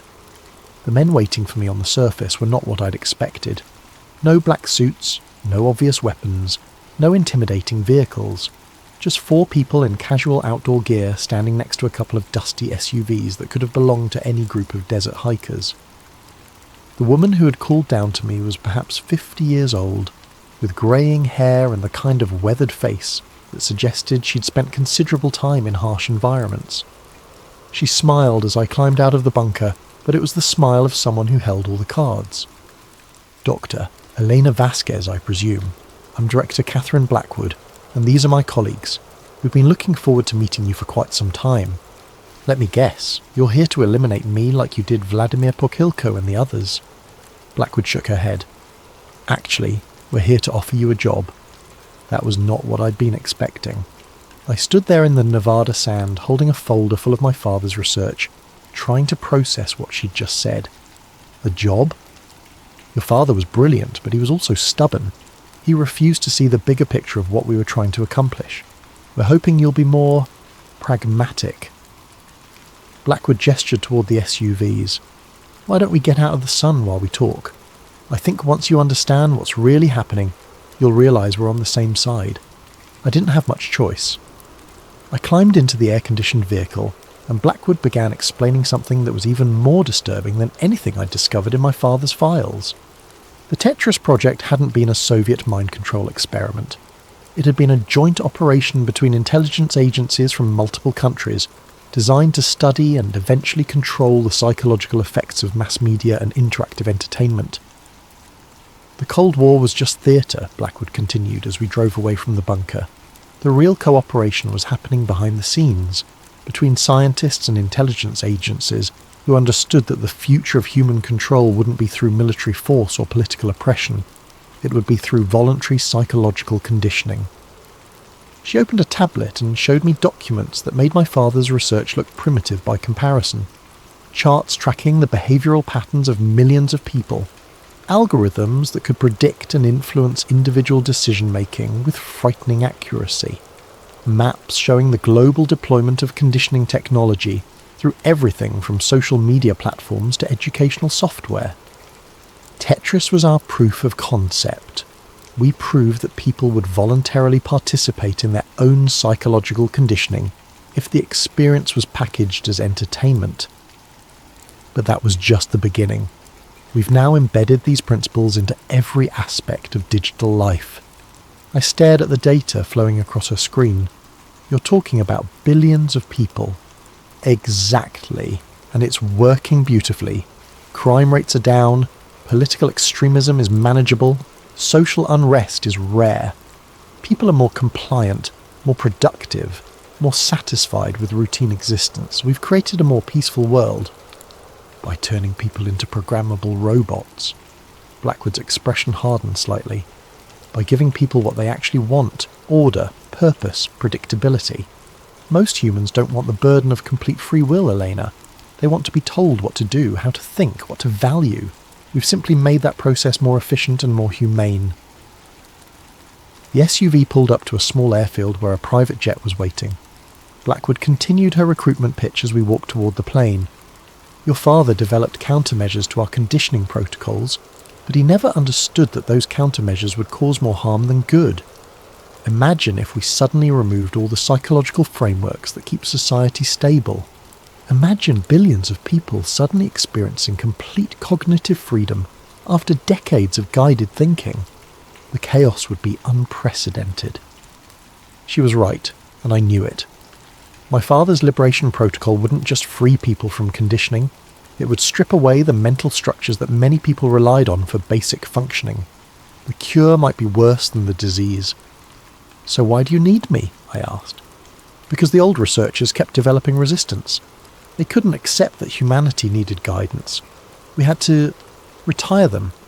But we still need someone who understands the original research. Someone who can help us refine the conditioning protocols to be even more effective and more humane. And if I refuse? Blackwood smiled, that cold smile again. Then you'll join your father's colleagues. But I don't think you'll refuse. You're a scientist, Elena. You understand data. And the data clearly shows that our way works. As we boarded the plane, I realised that Blackwood was offering me something that none of the other researchers had been given. A choice between cooperation and elimination.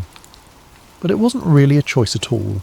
Either I helped them perfect their system of mass psychological control, or I died. But there was a third option that Blackwood hadn't considered. The flight took us to a research facility somewhere in the mountains of Colorado, a massive complex hidden in what appeared to be a legitimate pharmaceutical company. Blackwood gave me a tour that revealed the true scope of their operation. Hundreds of researchers working on different aspects of what they called cognitive architecture management. Psychologists studying optimal conditioning patterns, programmers developing new delivery mechanisms, neuroscientists mapping the exact brain regions affected by different types of media manipulation, and in the centre of it all, a room full of servers running something called the Global Influence Engine, a system that monitored and adjusted the behavioural conditioning elements embedded in popular software in real time, based on the psychological responses of millions of users worldwide.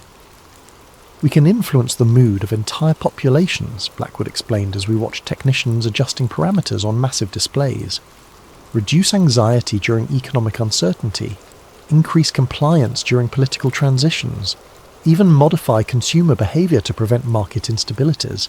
It's the most sophisticated system of social management ever created, and nobody knows it exists. That's the beauty of it. People believe they're making free choices, when in reality they're responding to psychological cues we've carefully embedded in their environment. They're happier, more stable and more productive. Everyone wins. Blackwood assigned me an office and a research team, expecting me to begin work on improving their conditioning algorithms. But what she didn't know was that my father had taught me more than just computer science.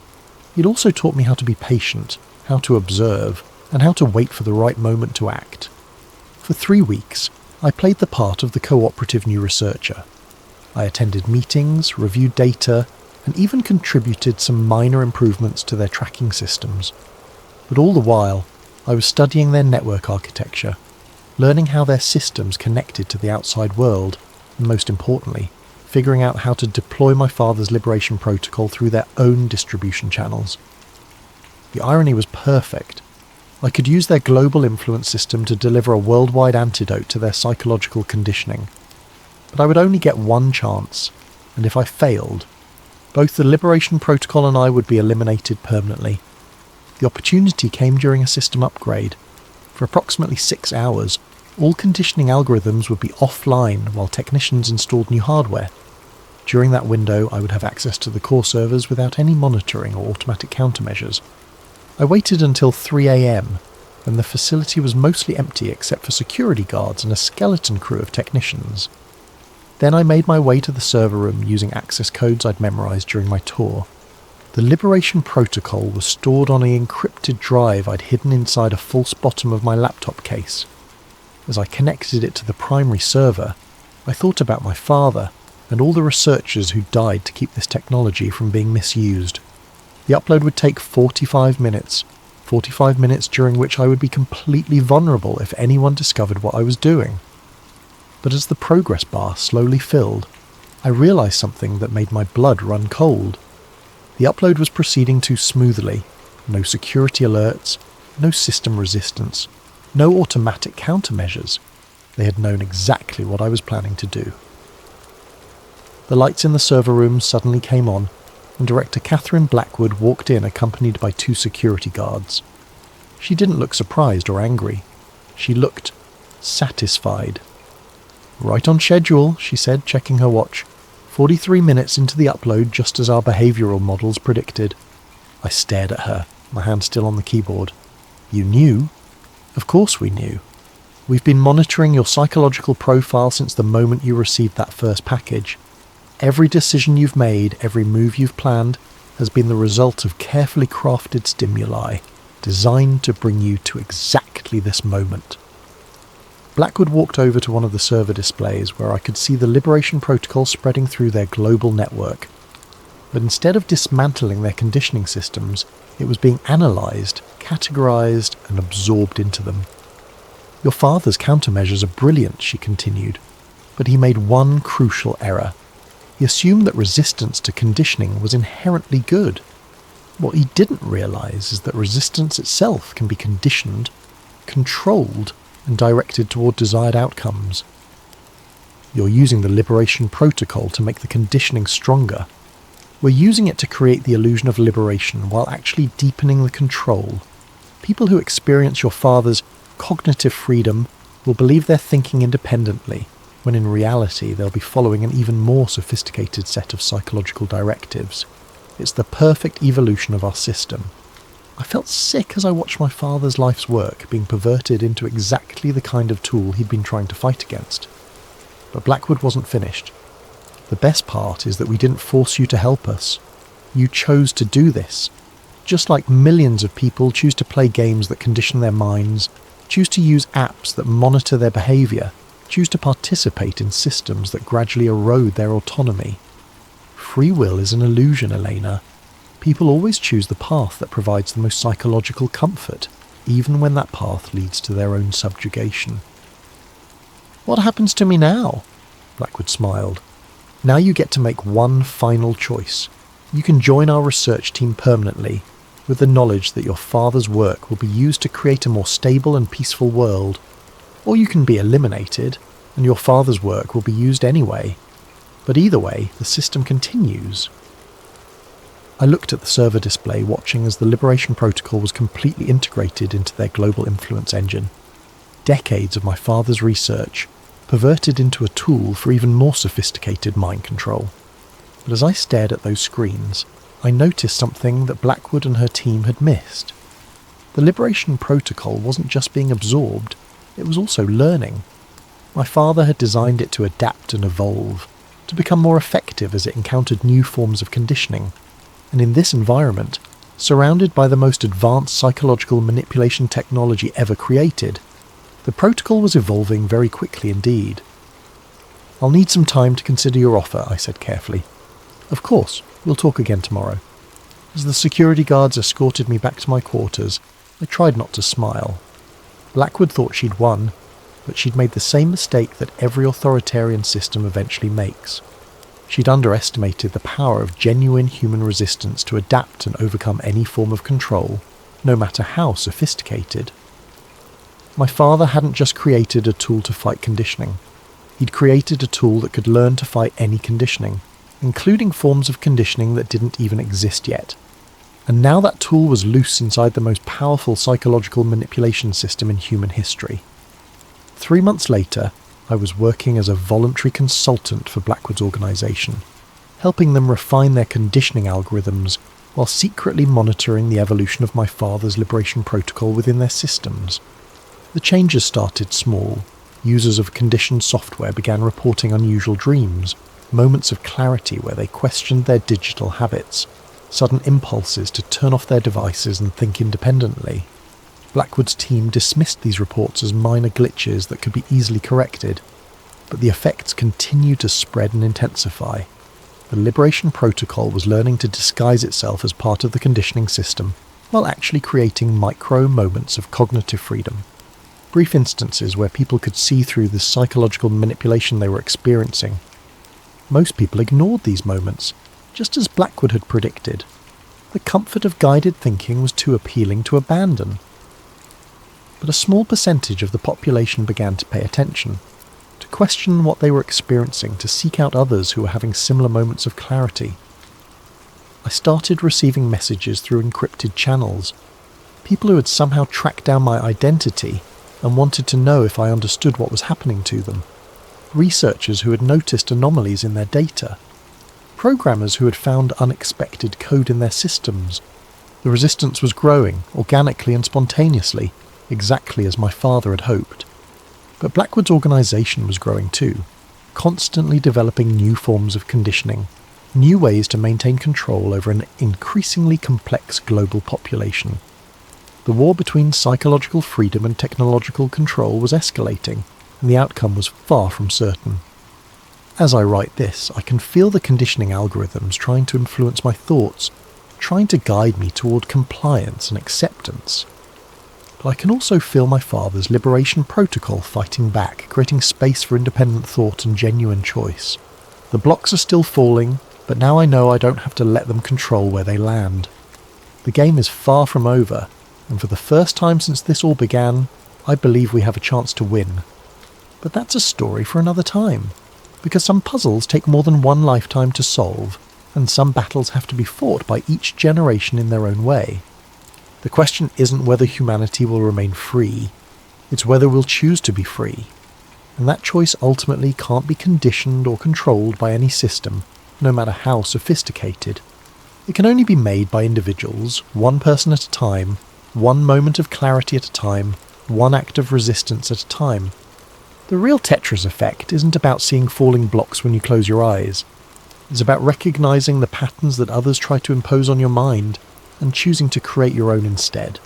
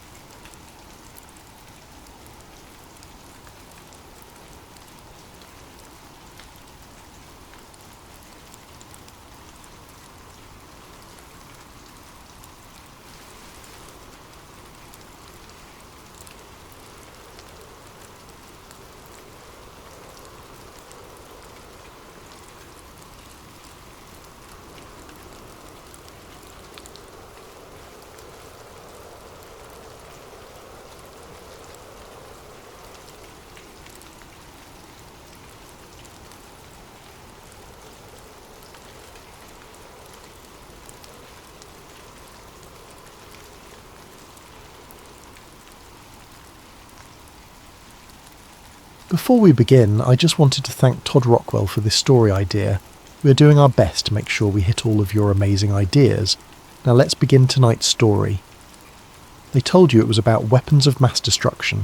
They told you it was about oil, about democracy, about removing a dictator from power. They showed you the satellite photos, the intelligence briefings, the stern-faced generals pointing at maps. They gave you every reason except the real one. Because the real reason was buried 3,000 years ago, beneath the sands of ancient Mesopotamia, in a city older than the pyramids. A reason so extraordinary that it could never be spoken aloud, never written in official reports, never acknowledged by any government on Earth. On March 20th, 2003, when the first missiles streaked across the night sky toward Baghdad, cameras around the world captured the moment. Shock and awe, they called it. The beginning of Operation Iraqi Freedom. But while the world watched explosions light up the capital, something else was happening 400 kilometers to the south. In the ancient city of Ur, under cover of darkness and total media blackout, the first American Special Forces teams were already on the ground. Not in Baghdad, not securing oil fields, not hunting weapons caches. They were surrounding a massive stepped pyramid called the Ziggurat of Ur, and they were there for something that had been waiting in the darkness for 3 millennia. This is the story they never wanted you to know. A story that connects British archaeologists to ancient Sumerian kings, that links Saddam Hussein's megalomania to America's most classified military operations. A story of discovery, obsession, and a technology so advanced that it shouldn't exist at all. Thank you to Todd Rockwell for bringing this story to light. What follows is the truth they buried beneath the history books. Welcome to Ur. Welcome to the real reason for the war. Chapter 1. The Discovery. Southern Iraq, 1927. The sun beat down mercilessly on the excavation site, turning the ancient sand into something that felt like powdered glass against exposed skin. Leonard Woolley wiped his brow with a handkerchief, already soaked through with sweat, and bent closer to the tomb entrance his team had just uncovered. At 47 years old, Woolley had already made his reputation as one of Britain's finest archaeologists. He had excavated in Egypt, worked at Carchemish in Syria, and now he was leading the joint British Museum and University of Pennsylvania expedition to Ur, the legendary city of Abraham. They had been digging for 3 seasons, uncovering the remains of one of humanity's first great civilizations, but nothing had prepared him for what lay beneath the royal cemetery. The tomb of what they would later identify as Queen Puabi had yielded treasures beyond imagination.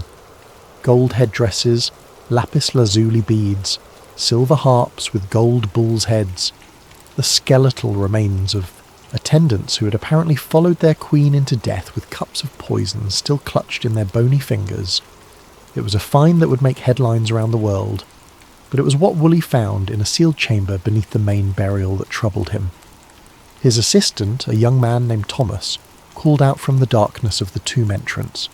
His voice echoed strangely off the mud brick walls, carrying a note of excitement tinged with something else. Concern, perhaps, or fear. Woolley descended carefully, his lamp casting wild shadows as he made his way through the narrow passage.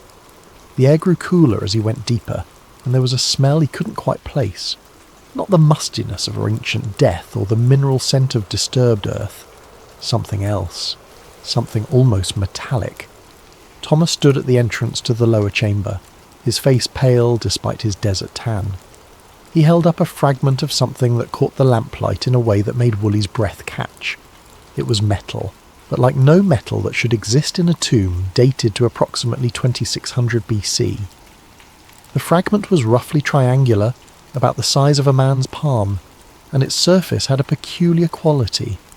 Not corroded despite thousands of years underground, not oxidized. Almost mirror-smooth in places, with what appeared to be geometric patterns etched into its surface with impossible precision. Woolley took the fragment carefully, noting its surprising weight. Heavier than gold, lighter than lead. The patterns weren't decorative. They were too regular, too precise. They reminded him of something, though he couldn't quite place it. Mathematical, perhaps, or technical. He looked past Thomas into the chamber beyond and felt his pulse quicken. The walls were covered in cuneiform script, the wedge-shaped writing of ancient Sumer. But interspersed among the recognisable characters were symbols he had never seen before. Circular patterns, radiating lines, geometric shapes that seemed to repeat in complex sequences. And at the far end of the chamber, partially buried in collapsed rubble, was a structure that made no sense whatsoever. It was roughly circular, about 3 meters in diameter, made of what appeared to be the same strange metal as the fragment he held. Its surface was covered in the same precise geometric patterns, and around its perimeter were dozens of symbols, each one different, each one positioned with obvious intention. And the strangest thing of all, the ground around it was scorched black, transformed into glass. Vitrified earth. The same phenomenon found at nuclear test sites, though those wouldn't exist for another 2 decades. The kind of transformation that required temperatures far beyond anything achievable with ancient technology.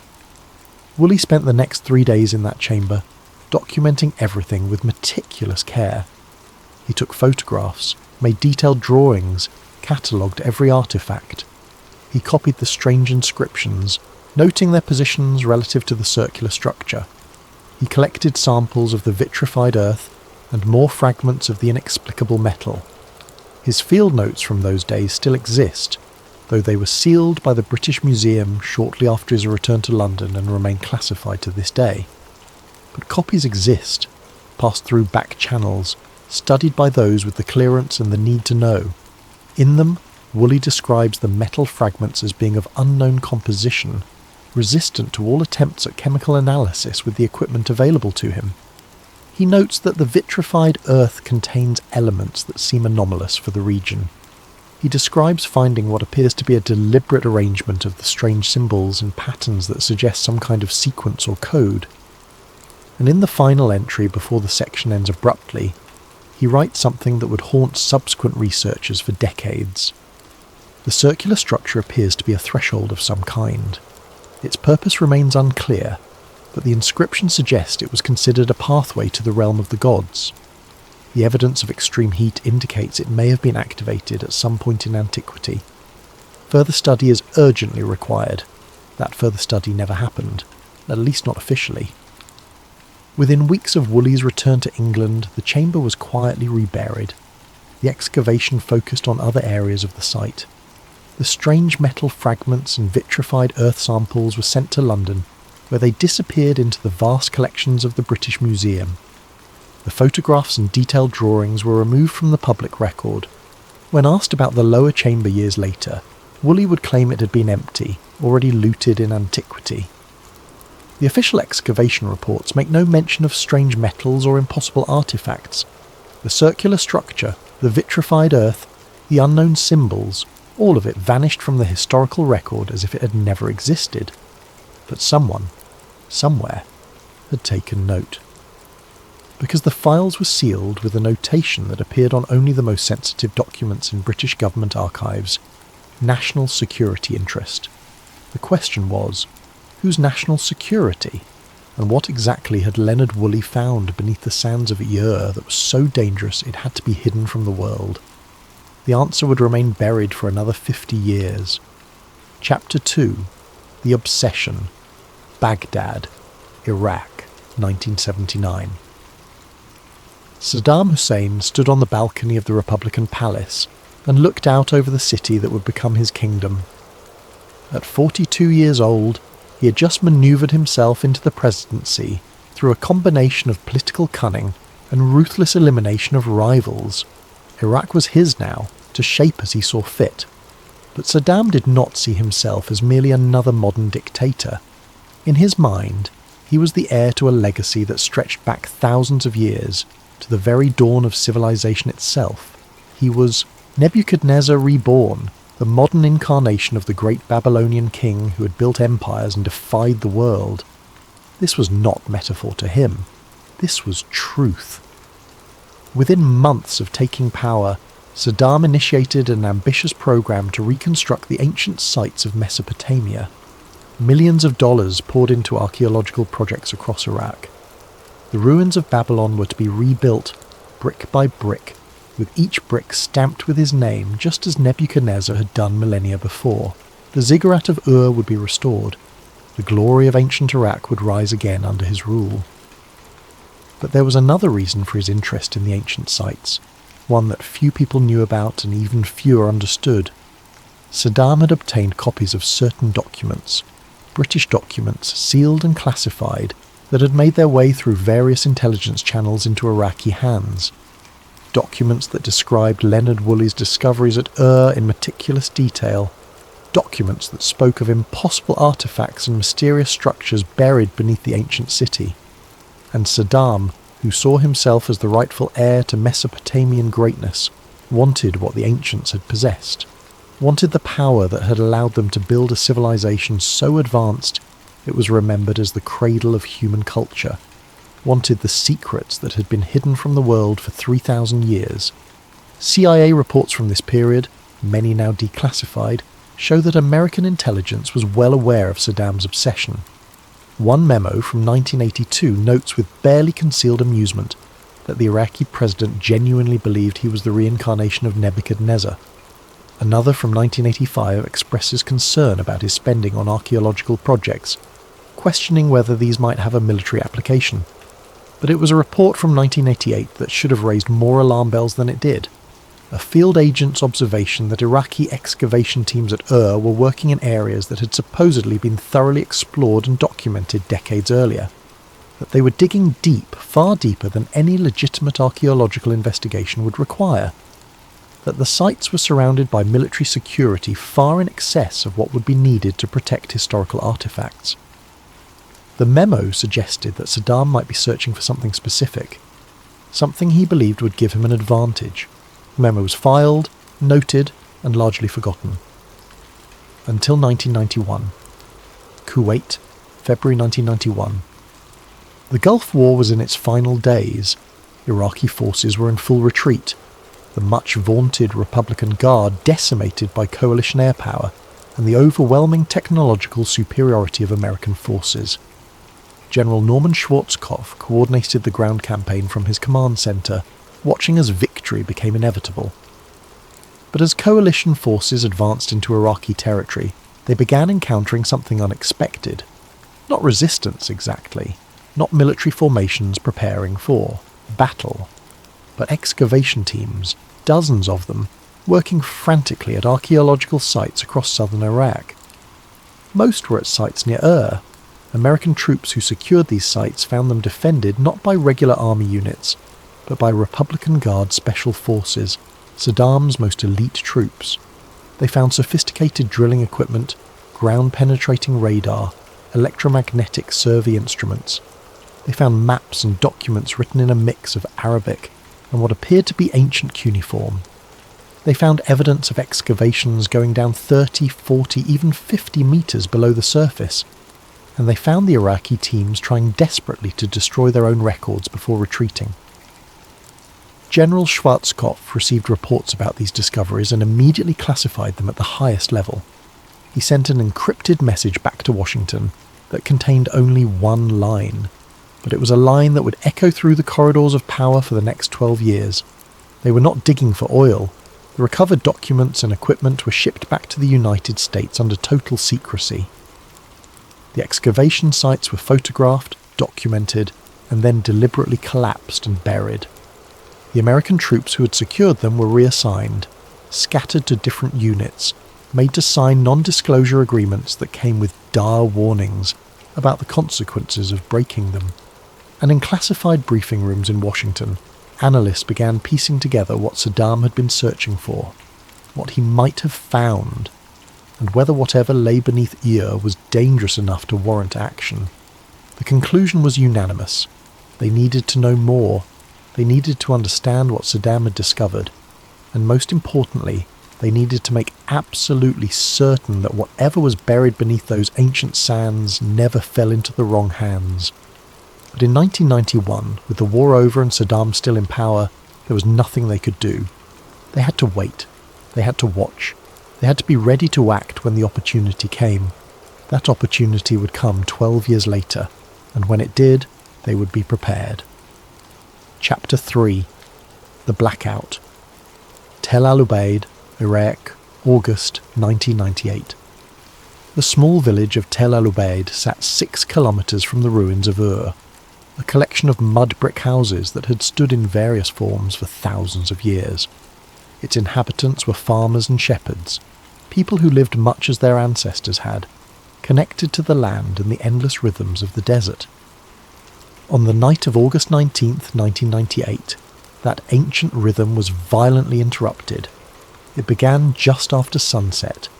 The Iraqi military had cordoned off a section of desert between the village and Ur several weeks earlier, turning away the curious with curt explanations about unexploded ordnance from the Gulf War. Locals knew better. They had seen the trucks, the equipment, the constant movement of personnel. Another excavation, they assumed. Another example of Saddam's obsession with ancient glory. But what happened that night was different. Ahmed Hassan, a farmer who lived on the edge of the village, was bringing his goats in for the night when he saw it. A flash of light from the direction of the sealed site, so bright it turned night into day for a fraction of a second. Not the orange-yellow of an explosion, not the white of burning magnesium. Something else. Something that hurt to look at even in that brief instant. The light was accompanied by a sound that he would later struggle to describe. Not quite thunder, not quite the sonic boom of an aircraft. A deep resonant pulse that he felt in his chest, in his bones, in his teeth. A sound that seemed to come from everywhere and nowhere at once. And then, silence. The electric lights in the village went out. Not flickering, not dimming, just instantly dark. Ahmed's battery-powered radio, which had been playing music from Baghdad, went silent mid-song. His watch stopped. The truck he had been planning to drive into Ur the next morning would not start, its electronic ignition system completely dead. Every electronic device in the village, in the entire region, had simply stopped working. For 3 hours the blackout continued. No lights, no radio or television, no communication with the outside world. The Iraqi military trucks that had been stationed around the sealed site sat silent and immobile, their sophisticated electronics rendered useless. The people of Tel Al-Ubaid gathered in the darkness, speaking in hushed voices about what they had seen. Some claimed to have felt a strange tingling sensation pass through their bodies at the moment of the flash.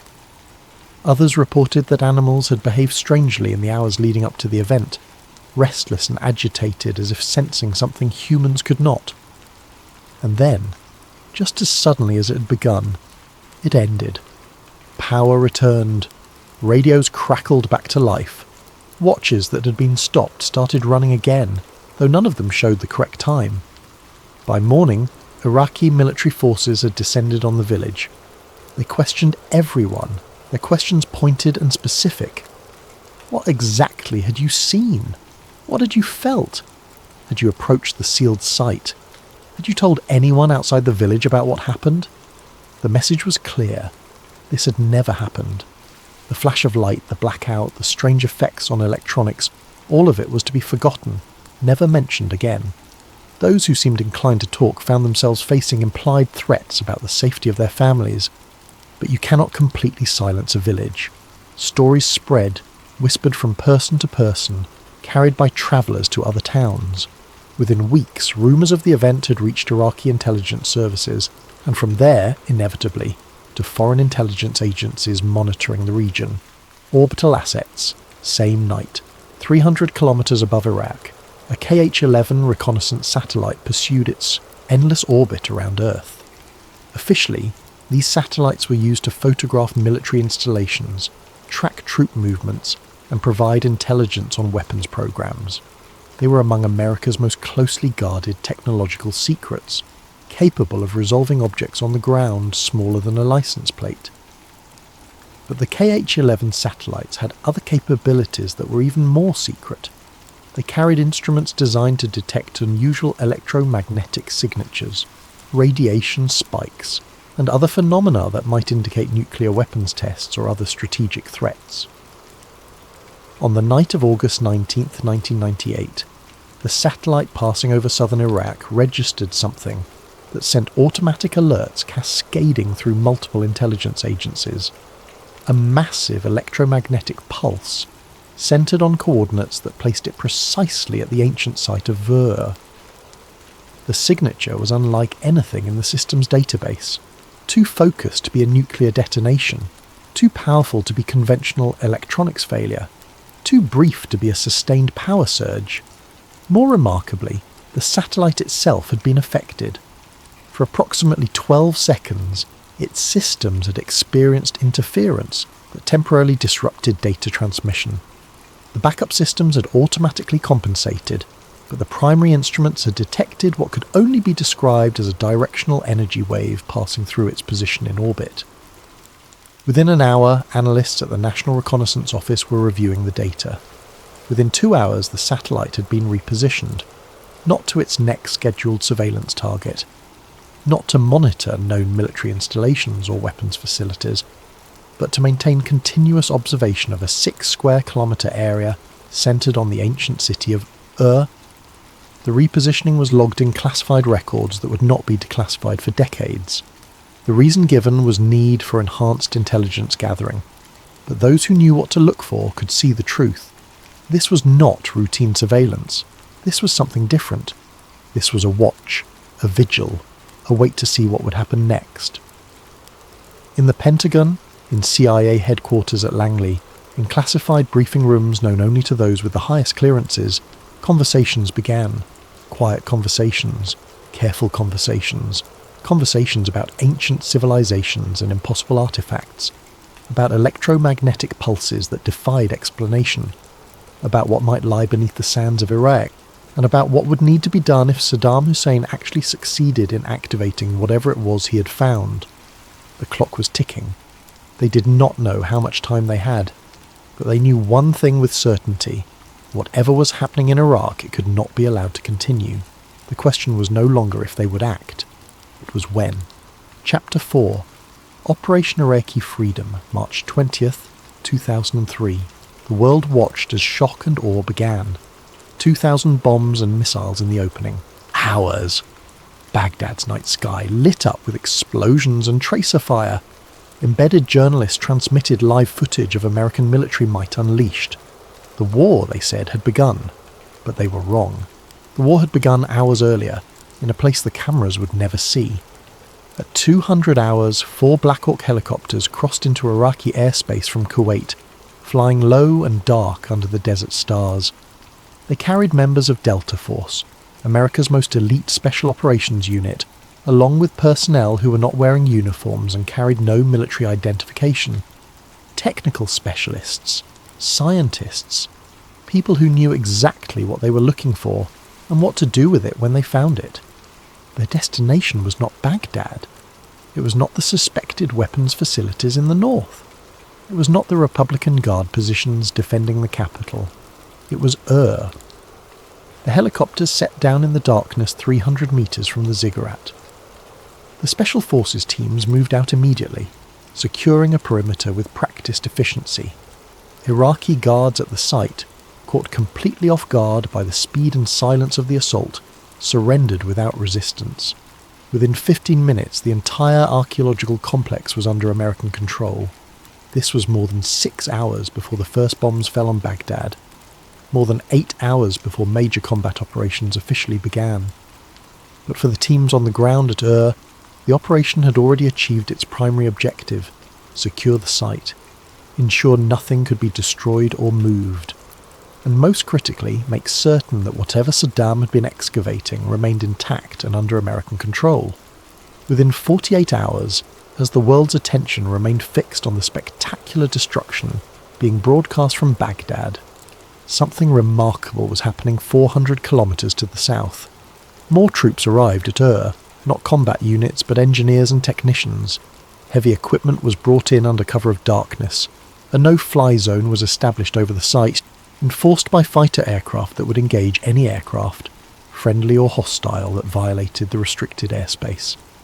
And the excavation began.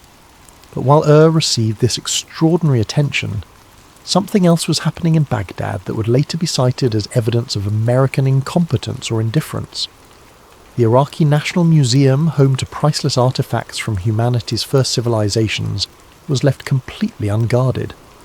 Looters swarmed through its halls, smashing display cases, stealing everything they could carry.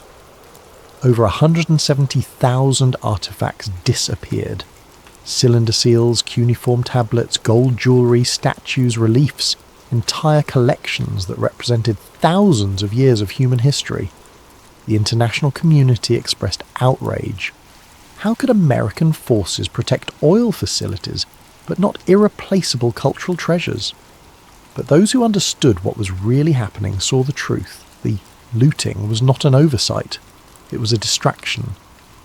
While the world focused on the chaos in Baghdad, demanding answers about why the museum had not been protected, no one was asking questions about what was happening at Ur. No one was wondering why hundreds of American troops were guarding an archaeological site in the middle of a war zone. No one was questioning why satellite imagery of southern Iraq was being classified at levels typically reserved for nuclear weapons facilities. No one was noticing that Ur had become the most heavily defended location in the entire country, with more security than even the presidential palaces in Baghdad. The misdirection was perfect. The world's attention remained fixed on the chaos, the looting, the apparent failures of post-invasion planning. And at Ur, work continued undisturbed. Captain James Martinez, commanding one of the security detachments at the site, would later describe the operation in a classified debrief. He spoke of perimeters within perimeters, security clearances checked and double-checked, areas where even he was not permitted to enter. He described seeing equipment he did not recognize, hearing conversations in technical jargon he could not understand. He talked about the sense that something extraordinary was happening, something that went far beyond normal military operations, and he mentioned the lights. At night, from his position on the outer perimeter, he could see lights coming from the excavation site. Not the steady glow of work lights or the flash of welding torches, something else. A pulsing rhythmic illumination that seemed to come from underground. Blue-white light that reminded him of nothing he had ever seen before. When he asked his superior officer about it, he was told curtly that it was none of his concern and that he should forget he had seen anything. The message was clear. Some things were above his security clearance. Some things were not to be questioned. But Martinez was not the only one who noticed. Soldiers stationed at Ur would later report similar observations, always in quiet conversations, always with the understanding that these were not official accounts. Lights from underground, strange sounds in the middle of the night, a sense of energy, of power, emanating from the excavation site. And they all noticed something else. The specialists who worked at the site, the civilians who came and went on unmarked helicopters, they looked different when they left. Excited, frightened, changed by whatever they had seen in the darkness beneath those ancient sands. The official military logs for this period contain only routine entries. Security patrols conducted, perimeter checks completed, supply deliveries received. Nothing to suggest that anything unusual was occurring, but that was the point. Whatever was happening at it was not meant to be recorded, not meant to be remembered, not meant to exist in any official capacity whatsoever. The war that dominated headlines was a cover for an operation that would never be acknowledged. And beneath the ziggurat of 3,000 years of secrets were about to be revealed. Chapter 5. The Silent Expedition. Archaeological Site, April 2003. The excavation went deeper than any archaeological dig in history, past the levels explored by Woolley in the 1920s, past the foundations of the ancient temples, past layers of civilization built upon civilization, down into bedrock that should have been solid, unworked, untouched by human hands. Except it was not. The team working the site operated under conditions of absolute secrecy. No press access, not even from embedded journalists with full security clearances. No communication with the outside world except through encrypted channels. No documentation that could ever be linked to the operation. The specialists who formed the core of the excavation team were drawn from multiple fields. Archaeologists, yes, but also physicists, materials scientists, linguists, who specialised in ancient languages, engineers who worked on classified aerospace projects. It was a team assembled to deal with something that transcended traditional categories, something that required expertise from multiple disciplines. And they were accompanied by representatives from several private aerospace contractors, companies whose names were household words, but whose classified work remained deeply hidden. Companies that built satellites and missile systems and aircraft that officially did not exist. Companies that had experience dealing with technologies that pushed the boundaries of known science. The presence of these corporate representatives raised questions that no one dared ask out loud. Why would aerospace contractors be interested in an archaeological site? What could ancient Sumerian artifacts possibly have to do with modern aerospace technology?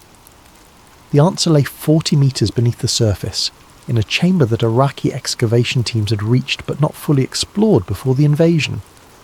A chamber that had remained sealed for 3,000 years until Saddam's engineers had broken through in their obsessive search for ancient secrets. The circular structure that Woolley had partially uncovered in 1927 was still there. But it was not alone. It was part of something larger, a complex of rooms and passages, all carved from solid bedrock with impossible precision. Walls that were too smooth, too perfect to have been made with ancient tools. Corners that met at exact right angles. Surfaces that showed no tool marks, no indication of how they had been created. And everywhere, the strange metal. The same material Woolley had found in fragments was here in intact sections. Panels covering walls, conduits running through the stone, components that suggested purpose and function but resisted all analysis. The circular structure itself was revealed to be even more impressive than the limited excavations had suggested. It stood upright, approximately 5 metres tall and 4 metres in diameter, its surface covered in intricate symbols that seemed to form some kind of interface or control mechanism. The metal of which it was made was neither corroded nor damaged despite millennia underground. It had a peculiar property of seeming to absorb light rather than reflecting it, giving it an appearance of depth that was unsettling to look at. Local workers who had been hired to assist with the excavation, carefully vetted and closely supervised, spoke in whispers about the site. They claimed that sometimes, in the quiet hours before dawn, you could hear sounds coming from the underground chambers. Not the settling of ancient stones or the drip of groundwater, but something else. A hum, a vibration, as if the structure itself were alive, waiting. The workers also reported seeing machines at the site that seemed to operate without sound, equipment that moved with an eerie silence. performing tasks that left no visible exhaust or emissions. They described lights that appeared at night, emanating from beneath the ground, illuminating the interior of the ziggurat in ways that made the ancient structure look almost alien. These accounts were dismissed by security personnel as imagination and superstition, but privately those dismissals were not so confident. Because the Americans working the site had seen similar things and knew they could not be explained away so easily.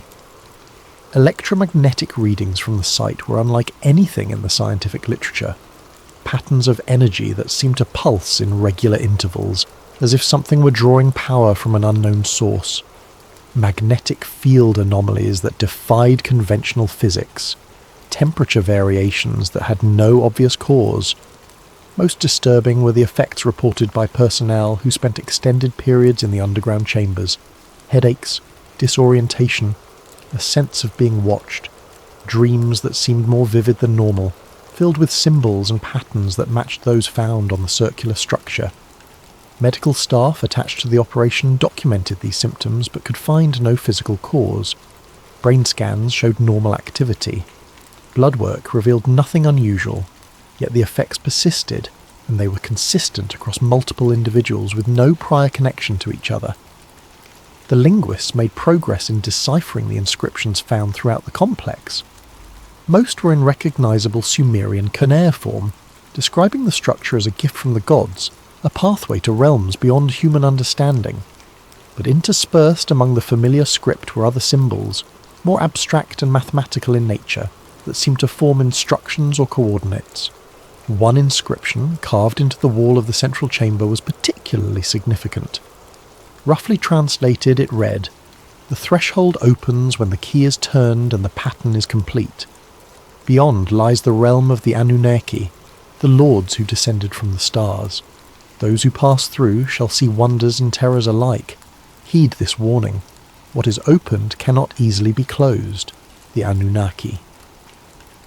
In Sumerian mythology, they were the gods who came from the heavens and taught humans the arts of civilization, who gave them writing and mathematics, agriculture and astronomy, who walked among humans as beings of great power and knowledge.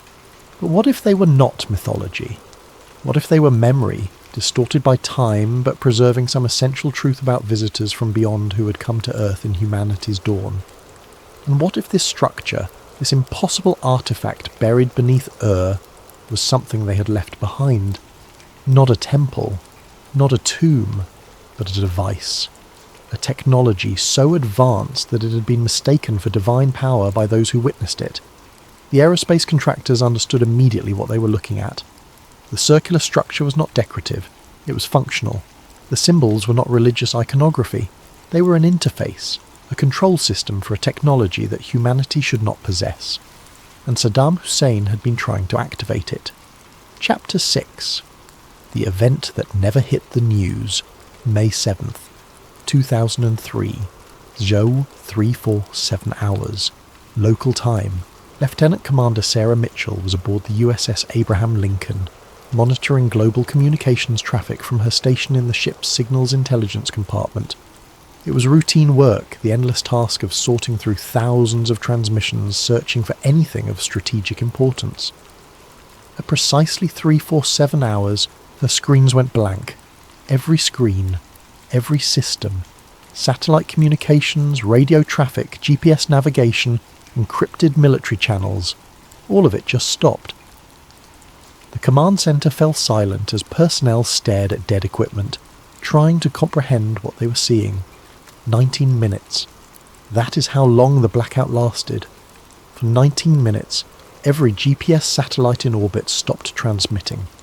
Every military communication system went dark. Navigation systems failed. Guidance systems for missiles and aircraft lost their references. Ships at sea, aircraft in flight, military units spread across the globe, all suddenly operating blind. And then, just as suddenly, everything came back online. Systems rebooted. Satellites resumed transmission. The world reconnected as if nothing had happened. But something had happened. Something that sent shockwaves through every intelligence agency and military command structure in the world. The blackout had a source. a specific point of origin. Analysts traced the interference back through multiple satellite systems, correlating the exact microsecond when each system had failed.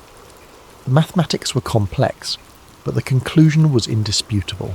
The blackout had originated from coordinates in southern Iraq, coordinates that matched, to within a few metres, the ancient site of Jura.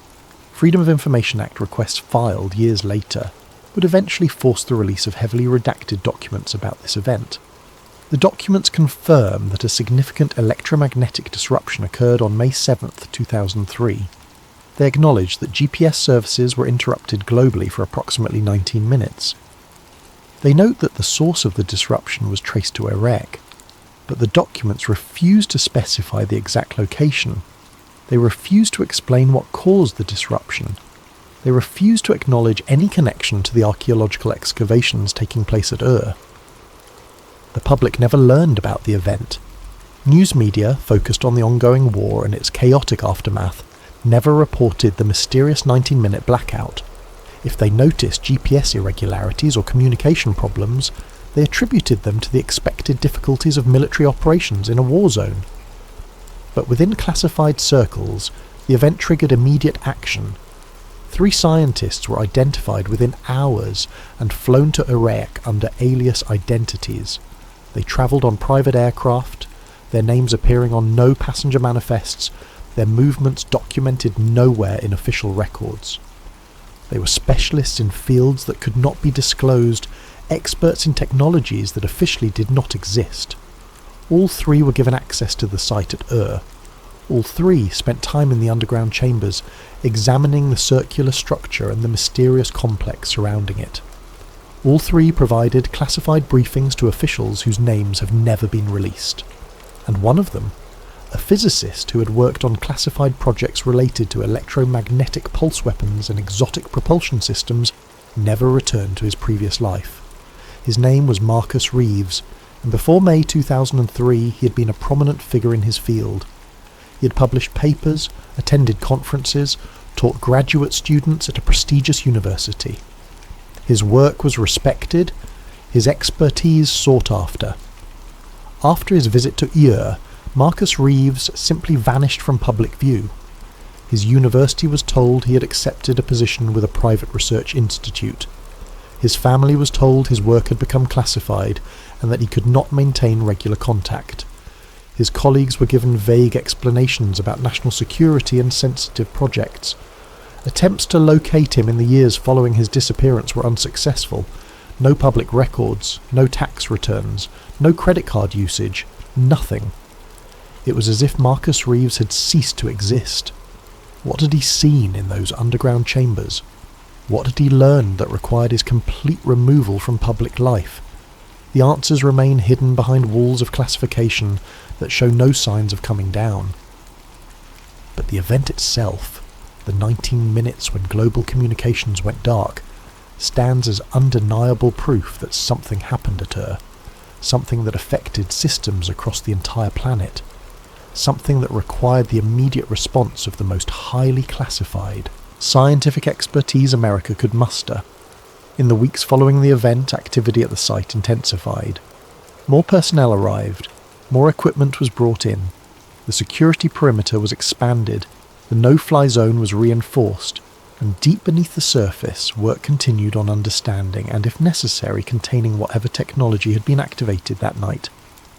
Because one thing was clear: the device, the structure, whatever it truly was, it worked. It was not an archaeological curiosity. It was not a religious monument. It was functional technology, and it had just demonstrated capabilities that should not exist. Epilogue. What was really pulled out of the sand? Or archaeological site, late 2004. The excavation site was sealed, not closed, not concluded, sealed. The underground chambers were filled with concrete, not burial soil that could be excavated again, not collapsed rock that could be cleared. Concrete. Meters of it. Permanent, irreversible. The surface structures were stabilised and restored to their pre-excavation appearance. To anyone visiting the site, there was no indication that anything unusual had occurred. The ziggurat of Ur stood as it had for thousands of years, a monument to ancient glory and nothing more. But beneath the carefully maintained surface, the truth was different. The Iraqi government was informed that for reasons of structural safety and archaeological preservation, the area around Ur would remain under restricted access. They were told this was temporary, that eventually the site would be returned to Iraqi control and open to tourism and scholarly research. That promise was never kept. Through every subsequent withdrawal of American forces, through every change in Iraqi government, through every international agreement and treaty, one thing remained constant. The area around Ur stayed under effective American control. The restrictions remained in place. The security perimeter endured. Officially, there is no American presence at Ur. No military installations, no security forces, no ongoing operations. But satellite imagery tells a different story. The kind of detailed analysis available to those with access to classified reconnaissance data reveals patterns that should not exist at an abandoned archaeological site. Heat signatures appear regularly beneath the surface. Not the natural thermal variations of underground spaces, but consistent, regulated patterns that suggest active power systems, equipment running, energy being consumed, as if something down there is still operating, still powered, still functional after being sealed away. Aircraft occasionally violate the restricted airspace, usually small planes flown by journalists or curious civilians. They are intercepted immediately, not by Iraqi military forces, by unmarked aircraft that appear with suspicious speed and efficiency. The pilots are warned away, their footage confiscated if they manage to record anything, their flights logged in databases that track anyone who shows too much interest in the site. Local residents near Ur report occasional strange phenomena, lights in the night sky that move in patterns inconsistent with conventional aircraft, low-frequency sounds that can be felt more than heard, electronic devices that malfunction for no apparent reason when near the restricted zone. These reports are dismissed as superstition, misidentification, or simple fabrication, but they continue, consistent in their details, coming from multiple independent sources who have no reason to coordinate false stories. So what was really pulled out of the sand at Ur? What did Leonard Woolley find in 1927 that was important enough to seal and classify? What did Saddam Hussein search for with such obsessive determination? What drove the American military to secure the site before even entering Baghdad? The official answer is nothing. Ancient pottery, cuneiform tablets, the remains of a dead civilization. Archaeological treasures certainly, but nothing more. But the evidence suggests something far more extraordinary. A technology that predates known civilization. A structure built by or for beings who possessed knowledge that humans should not have had 3,000 years ago. A device capable of affecting global communication systems, of generating electromagnetic pulses that reach into orbit, of doing things that challenge our understanding of physics and history. And perhaps most disturbing of all, a device that still works. The circular structure, the Stargate as some have come to call it in whispered conversations, was not destroyed. Despite the concrete, despite the ceiling of the chambers, it remains intact beneath Ur, protected, preserved, studied in secret by specialists whose work will never be acknowledged, because destroying it was considered too risky. What if it was connected to other devices elsewhere? What if destroying it would trigger some kind of response? What if the technology it represented was too valuable to lose, even if we could not safely use it? So it sits there, meters beneath the desert, surrounded by concrete and secrecy. A threshold to realms unknown, a pathway to somewhere else, a gift or a warning from the beings the ancient Sumerians called the Anunnaki, the lords who descended from the stars. The war in Iraq cost thousands of lives and trillions of dollars. It destabilized a region, created power vacuums that spawned new conflicts, and divided public opinion for a generation. History will debate whether it was justified, whether it achieved its stated objectives, whether it was worth the terrible price paid in blood and treasure. But that debate is based on incomplete information. Because the real objective of the war, the one that could never be spoken aloud, was achieved perfectly. Whatever lies beneath Ur is under control. Not Iraqi control, not Saddam Hussein's control, not the control of anyone who might activate it without fully understanding the consequences. American control, locked down, sealed away, hidden beneath layers of concrete and classification and official denial. Safe, for now. But the heat signatures continue, the power flows, the device, whatever it truly is, remains active in the darkness, waiting.